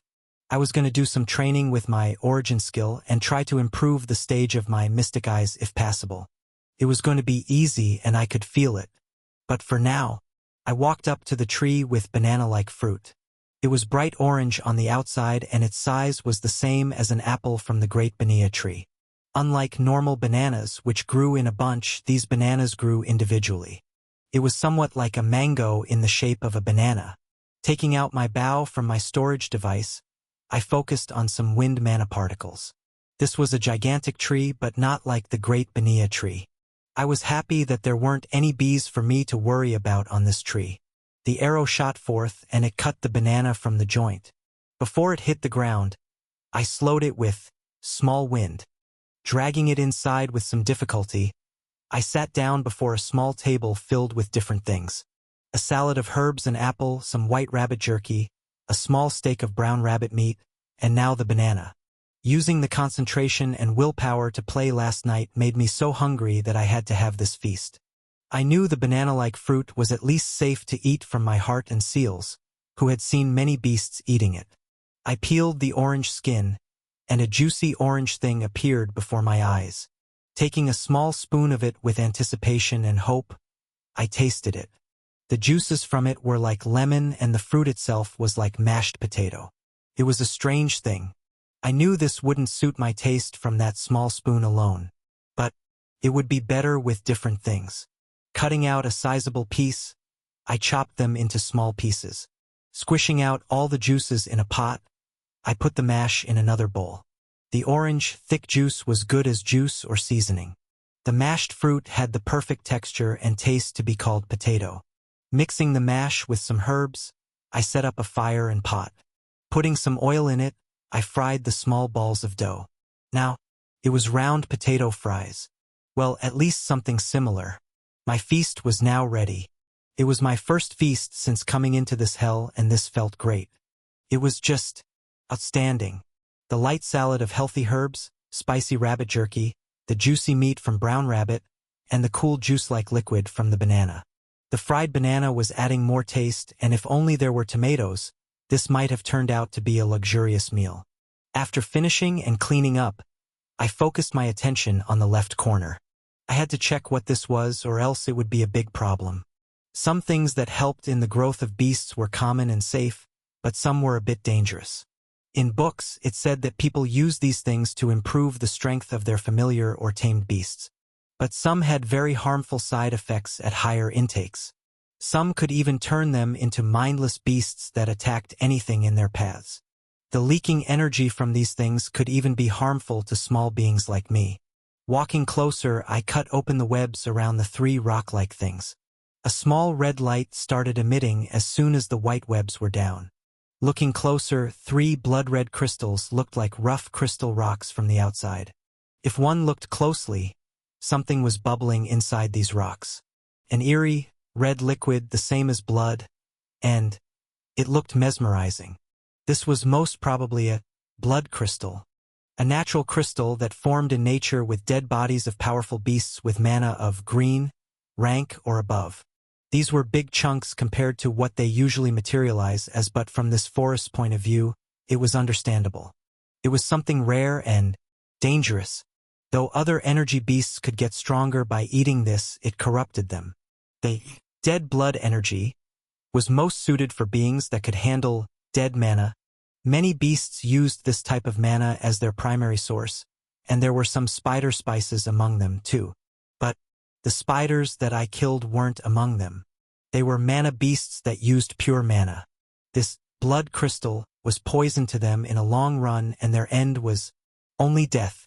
This was a dangerous thing that emitted dead mana into surroundings if kept for a long time. I couldn't feel it, but there might already be some in this cave. This was a problem. I would get a dangerous dead mana poisoning if I stayed in this place for much longer. But what if I can survive in this mana? Wouldn't this be a cave same as my previous one after using the purified demon core? I didn't know if I can survive after real dead mana poisoning, but I might be able to stay here for longer than I think. I knew this process was slow, and the blood crystal not only had dead mana but also the natural mana. For spiders, it was poison in the color of honey, but I might sustain some of that poison. I had a good tolerance against normal poisons, and I had handled more dangerous poisons. It was dangerous, but I also had my energy circulation skill that processed energy inside my body. I should be able to resist most of the dead mana just from having this auxiliary skill. So they weren't ultimately a problem for now. All I had to do for a while was get used to my Tier 2 spells and progress in increasing my origin skill. This area had many new things around it, so I also had some exploring to do. Let's go and look at the new surroundings, I said, looking at my left hand. Master, we can talk through the origin linking us. You just have to focus on that and think about what you want to say. Seals said in my mind. I already knew about that, but I didn't know if I could use it properly. My mind was sometimes chaotic, but I had to be silent when we were outside, and I had to learn how to do this. I still hadn't told her about my past life and some other stuff, and I knew she knew I was not ready to talk about those things. She was wise and sweet enough to not bring up that thing, and I liked her even more for that. I nodded and packed some small stuff necessary for exploration. I knew I could at least walk around a few hours after sunset. I was stronger, and I had a partner. Crawling out of my cave, I jumped on a tree branch. The surrounding area was pretty good in terms of herbs, poison plants, and different beasts. From what we saw, there were many groups of beasts that seemed like families. There were some black monkeys with yellow dots around their body which felt strongest among them. There was also a giant honeybee nest. I knew I stood no chance against that number of bees, but I wanted to try that honey. The bees weren't ranked beasts, but their numbers still scared me. The strongest thing I saw today was that piggy. A green pig with grass and flower growing around its body with big sky blue eyes. It was a bigger beast than that fire boar, and this one was more joyful than that angry hunk. It roamed around while jumping as if it was happy, and today was a good day. This piggy was so different from that wild boar that I was even thinking of going to him and sitting on its back. But I didn't do such a thing. This happy-looking pig was a famous creature, worshipped as a forest guardian in western parts of the empire. Forest spirit swine, a blue, ranked energy beast that could use spirit energy. Spirit energy is natural energy like mana. The elven race in summoning, swordplay, and archery mainly used it with exceptional mastery. They were close to nature and used spirit energy from almost at birth. Spirits were beings similar to seals who were born from nature. But unlike her, they can freely live in this world for a very long time. These spirits have different elemental affinities and could use this power with extreme proficiency. The piggy before me was a special existence that could use the same power as elves and had skills that could summon elemental spirits. Though it was dangerous, it was a fabulous being. Other than it, I also found out that there was a lake some distance away from this place. Though the lake was small, lakes were always a treasure chest of nature. I wanted to go there for many reasons, but I will have to wait for a while. There might be some dangerous beasts in the path or even around the lake. So, after gathering some different plants to increase strength and mana, I returned to my house. I thought about staying a bit more, but it was better to stay inside than there. There wasn't much to worry about in this area during the day, but nights are always different and I was still not ready to face these nights. Seeing the piggy was a good thing about today, but there wouldn't be anything to worry about for the time being in this place. So, I decided to just stay inside and train my origin skill for the time being. But, as I reached my cave, my heart started beating like it did every time something overwhelming was near. I didn't understand what to do and there wasn't much distance between me and the cave door. With a chaotic mind, I used Quickstep and backed off on a distant tree. There was no way something small could give such a powerful reaction. The door was also the same, so I didn't think something would just dig up inside. There was only one explanation for this situation, and it scared me to face something like that. And I was unfortunately right. A pure white, translucent humanoid creature walked through the solid wall. It was bigger than me, maybe around 2 meters in height. It was a creature with long 4 hands and 2 legs, no mouth, and a glowing blue pair of eyes.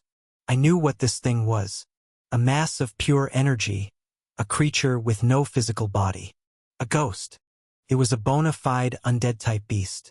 A pure mass of energy that is unnatural, born from the dead energy and soul energy of different creatures. They are powerful creatures that can use magical skills. And the one before me was definitely yellow rank. Ghosts, which were only supernatural stories in my previous life, are real in this world. And the one before me is strong. Ghosts are undead creatures that live on dead mana or similar dead energy from different beasts. They use mental skills and powerful illusions to distract the opponent and hunt them with unique skills. The ghost was holding one of the blood crystals that were inside. I knew it would be like this when I first saw him. It won't be a problem for me, even if it took all 3 of them. But suppose it was to come back when I was in. My life was at stake here. But I was sure it will come back for the other 2. It would be horrible to stay here and spend the night in the tree. And it was more disadvantageous to be ambushed by some illusion skills.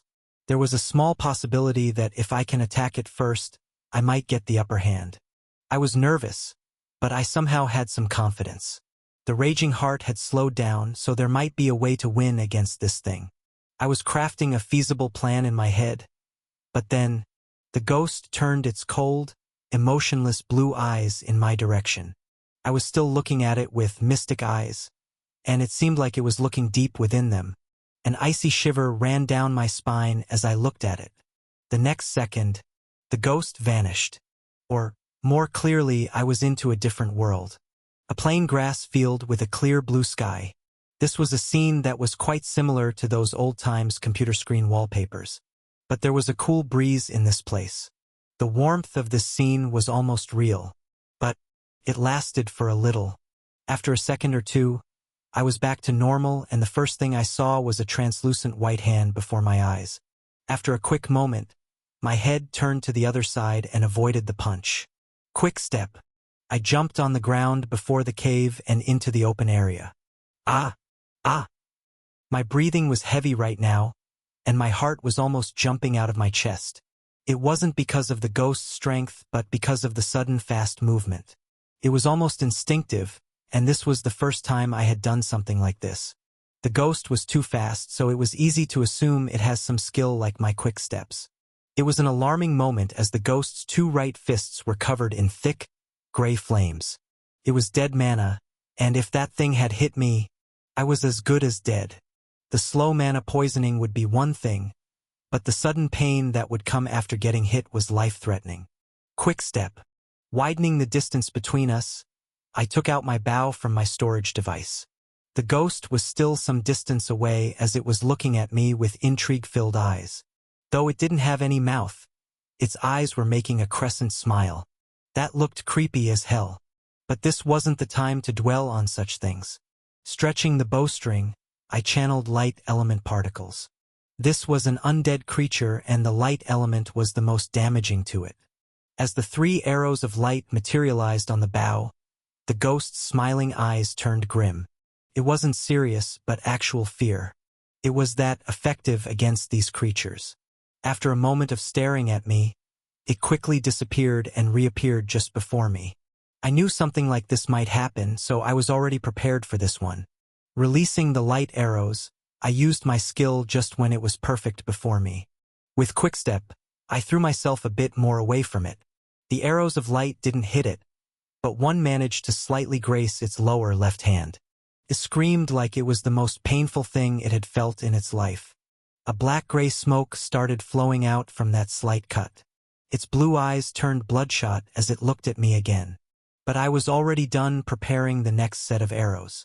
The angry eyes took a sharp turn into fear-filled eyes. It was an impressive sight to look at a ghost shaking in fear.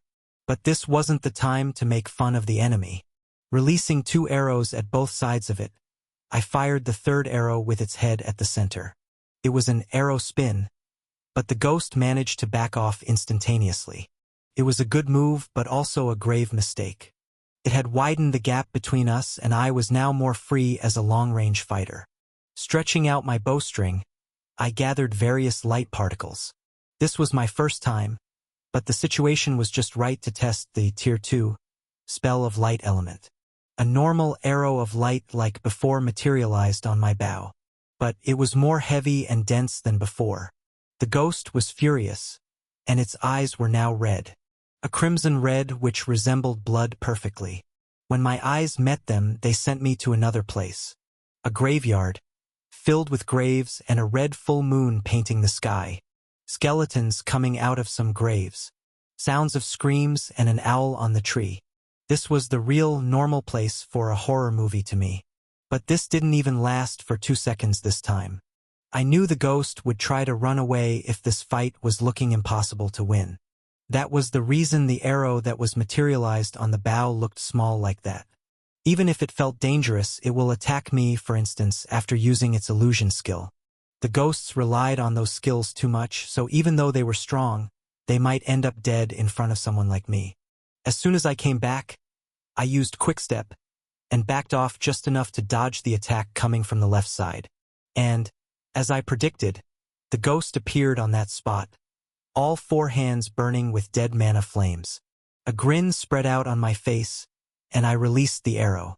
The ghost had a shocked look when there was nothing after its forehand punch. Looking at its side, it spotted the arrow of light that was growing bigger and bigger as it closed in on it.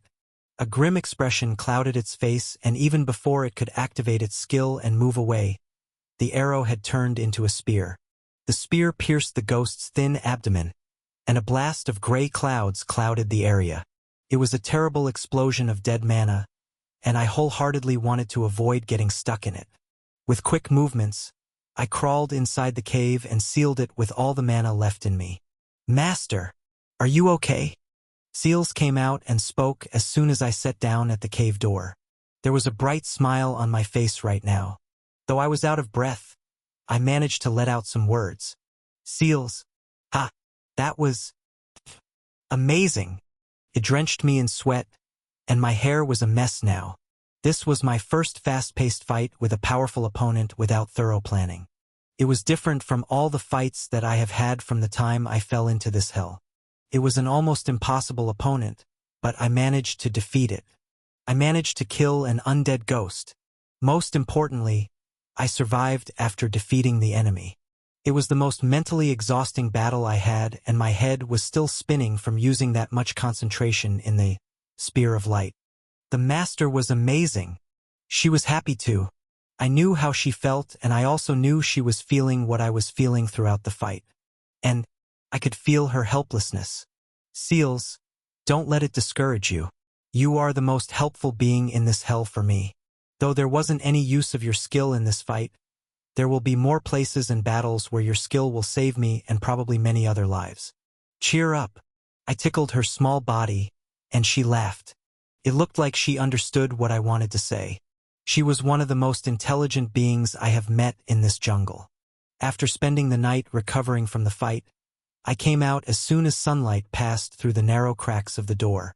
The ground was a bit dark, unlike previous times when everything was cleaned up after a fight. I knew this was going to be like this because the ghost was just a pack of energy that didn't have any actual mass. Looking at the spot where the ghost died, I spotted something shining in the early sunlight. A small smirk spread out on my face as many great thoughts passed through my mind.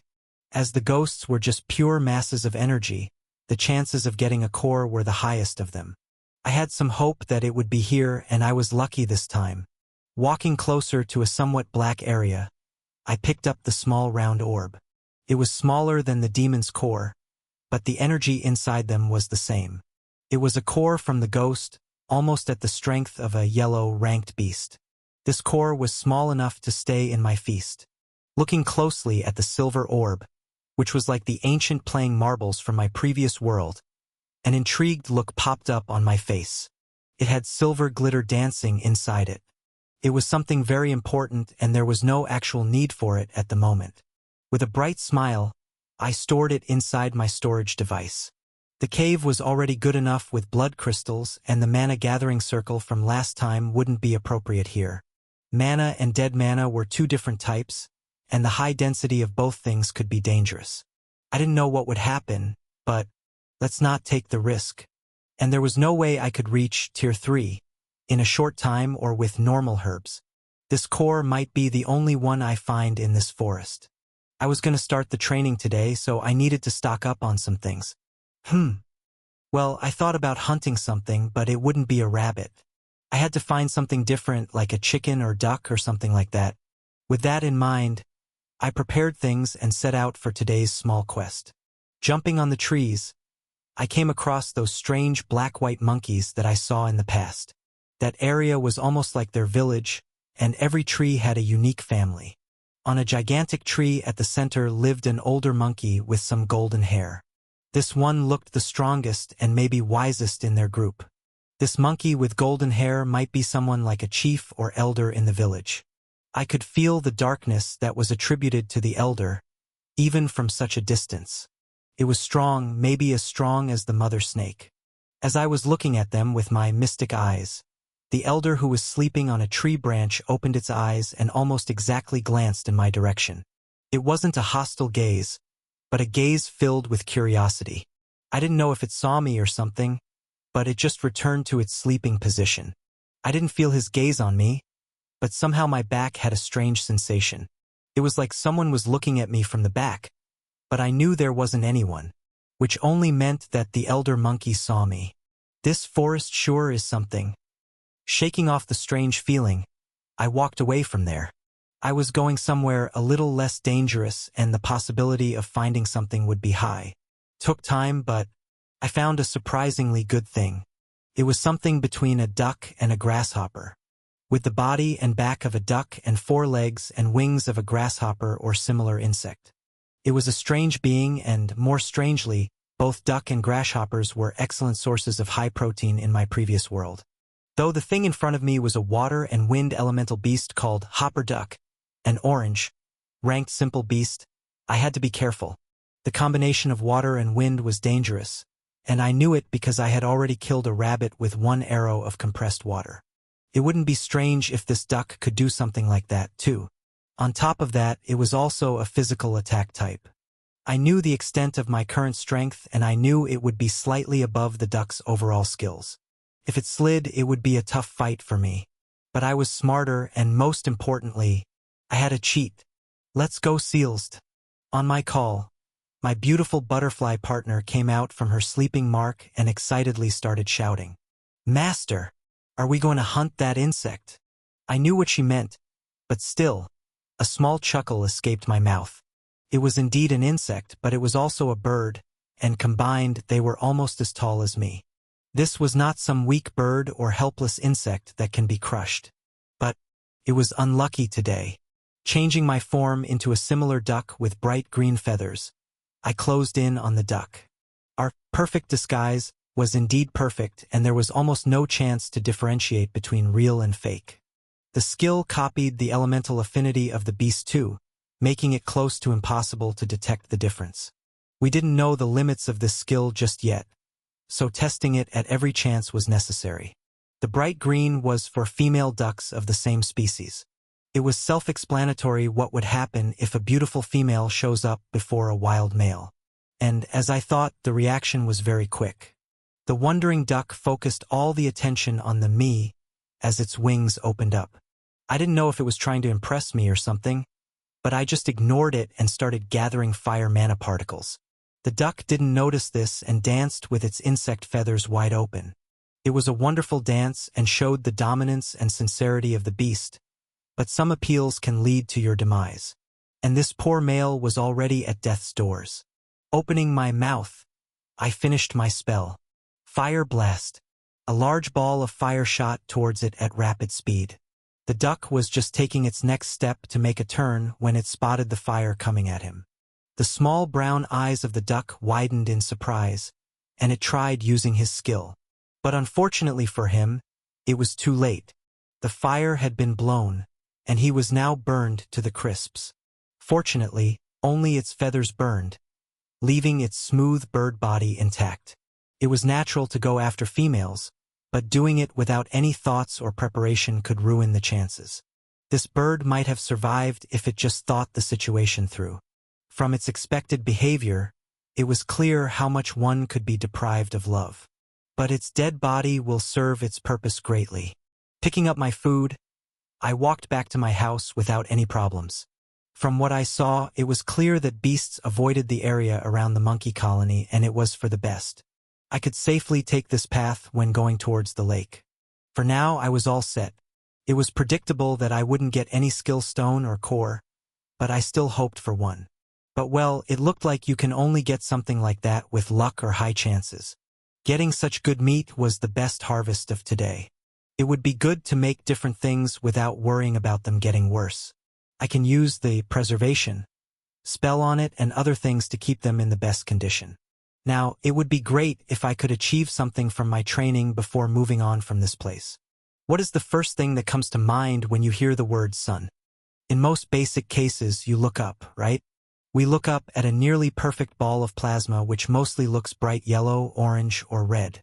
We all know it is the most important source of energy for the life inside this nature. Though it's just a mass of gases, and in my previous world's cases, it was made of mostly hydrogen and helium. The nuclear fusion reaction at its core was the reason it produces energies in the form of different radiations. The formation of the sun had happened a long time ago with a gravitational collapse of an enormous dust cloud.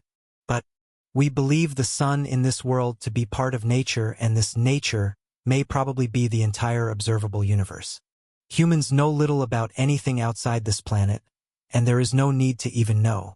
There is no way of space travel in this world. They mostly left the idea of outer space itself out of normal academics. It's truly like medieval times in this aspect. Despite that, the ideas and explanations regarding nature are way different in this world. In this nature, the world holds the supreme authority, and it has a will of its own. This fantasy concept might sound familiar, and it is the same. A world that can think like a higher existence or quantum computers. It's more different from the concept of any AI, and it is not important right now. Trees, plants, mountains, rivers, lakes, rain, storms, volcanoes, the sun, moon, and stars, or even the observable constellations, are all part of this nature. A origin skill might be something like a link connecting these natural elements and a person.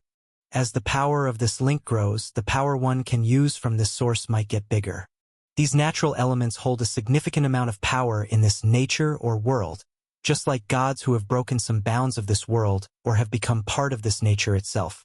They might also hold a will just like this world, but not as great as the world. The origin might be a starting point in this nature, and it might be true that everyone has an origin, but ones with a origin skill are the only ones that can use the power of these origins. If that's true, then we can explain spells like reincarnation in simpler terms. It would be like recreating the body from its origin point and inserting back the soul that is still intact inside nature in the body. So, this soul might just be like the ghost after death from games where the other team member has to cast revive to put it back inside the body. As I thought more deeply about it, this world was more and more game-like. There were no levels, but there were stats. There were no specific ranks for other jobs like mage, knight, or priest, but there were specific ranks of origin skill. It showed how special these unique skills were in this world. Raising the mastery or the rank of these skills was much harsher than I originally thought.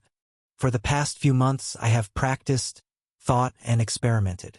It was a productive time as I got to know many things about the skill and the world. I was now close to making a breakthrough with my original skill. I had thought about everything I could about the natural entity called Sun. I didn't actually know what I had to do to practice this origin skill, because there wasn't much information on them in the books I read. All I was doing was meditating and trying to understand my skills. I thought it was just a futile effort, but as time passed and I played with my eyes and heart skills, I actually grew stronger. Today was the day, and I was excited about how much I will grow after this breakthrough. Crossing my legs, I closed my eyes and focused all my attention on myself. I could now imagine or maybe feel the origin, and see inside myself if I reached the state of extreme concentration. My consciousness passed through a humongous dark sky and stopped at an open space. This sensation was almost like floating in space. My imaginary body was now floating in the wide open space. It was before the very sun that I saw every day in the sky. It was big and warm. It wasn't as hot to me as I imagined. The warmth was the same as my heart, and it was constantly moving. The sun looked after every life form on this planet. I could see far away just like this sun. It wasn't like I can also look through some trees or walls, but I can at least see more than any normal person. The calmness and dynamics of my heart weren't as perfect as the sun before me, but it was still good. There was a lot of space in between the sun and me, enough to fill anything in there. Many types of energies fused and increased or decreased in strength inside its core. Using those melting metals as materials inside its core, it converts them into many natural energies. Though it was a celestial body and not part of the world, it was the reason the world was there. As someone from this world might think the sun was only part of nature because of its substantial presence, it was a more integrated element of nature than that. As my understanding of this sun increased with my questions and answers, I felt something inside me widen. A small link like a river that connected an ocean and a small lake was getting bigger. The level of water flowing through the river was also increasing. The space between myself and that great celestial body before me was crumbling, and I was going back. I had gained something and broken a wall hindering the continuous path of the river. This was a distinct feeling from last time when I gained Dynamic Heart. Right now, I could feel I had gained a lake. The vast feeling of having something so big feels unfathomable. It was strange, but it was also the same feeling I got when I saw the great distance between the sun and myself. It wasn't like something inside me was changing, but I was gaining a totally new something. A pure white and blinding light enveloped the quiet cave. This light was bright, so bright it almost blinded anyone seeing it. Sitting crossed-legged inside the cave, drenched in sweat, I threw up a mouthful of blood. My hair was long again, longer than the last time I had cut them. I was now taller, and my eyelashes were also longer. With calm breathing, I opened my eyes. My red, ruby-like eyes were glowing with the glowing lights from plants inside the cave. My unblemished skin is also brighter than before. It has been almost 7 months inside this cave for me. This time was longer than I thought, and my progress with origin skill was a lot slower than I expected. I knew I was close to something, but reaching there without any help was harder than I thought. I didn't go outside that much. I had the duck, and I also hunted a black ear rabbit like my first time. All this time, all the things I came up with and the ideas that crossed my mind intrigued me. This world was something very different from normal games and something deeper than just simple novels. Understanding this world wasn't actually my goal, but understanding an important part of this nature was. Sun was a lot of distinct entity here compared to my previous world's scientific models. I didn't know if the answers I gave myself were right or if the questions themselves were right, but I had definitely reached a destination in the end. Unlike last time when I broke through Tier 2, I wasn't alone this time. I had a friend and companion. But there wasn't anything she could help in this, as even she didn't know much about the origin, aside from her instinctive response to it. But that also somewhat helped me. And now, I had results before me. Clearing the blood and washing with some water, I called out screen with expectation-filled eyes. Status window. Name, Axion Cromit. Age 7. Strength, 51. Dexterity, 54. Stamina, 57. Magic power, 72. Intelligence, 75. Luck, 42. Charm, 39. Skills, energy circulation, quickstep, origin skill, Sun's blessing, intermediate mastery, mystic eyes, stage 1. Dynamic heart, stage 1. White crack, stage 1. It tickled my insides seeing those high numbers. But the thing that caught my eyes was the new branch skill of my origin skill. An intermediate master of origin skill was someone that has just started learning the true meaning of their origin skills. Such individuals are elites and genius of families with greater resources. But even they would need at least 12 to 15 years to reach this level. After this, the upper intermediate, and after that comes a great dividing line of advanced mastery. Reaching there would be a significant achievement equal to reaching rank 5 as a knight. As for the intermediate level of origin skill, we could compare its overall power to rank 3, but it would be still lacking depending on the skill's type. My current overall power was the same as rank 3 knights, but I was nowhere near them in terms of pure power as they can use aura. I was happy that I reached the intermediate level, but I was also sad. I thought I could upgrade my mystic eyes to stage 2 with this much, but I was wrong. Upgrading stage was more difficult than just knowing some things about the origin. It disappointed me for a moment, but then I shook my head. It was better to have something than nothing. Seals, I'm okay. Don't worry. She was out for quite a long time, looking after the cave while I was in my deep training. From all this time we spent together, we were now so close that we just knew others' emotions. I understood she was sad, that I was sad, but it was just who she was. When I got back to my normal mood, she returned too.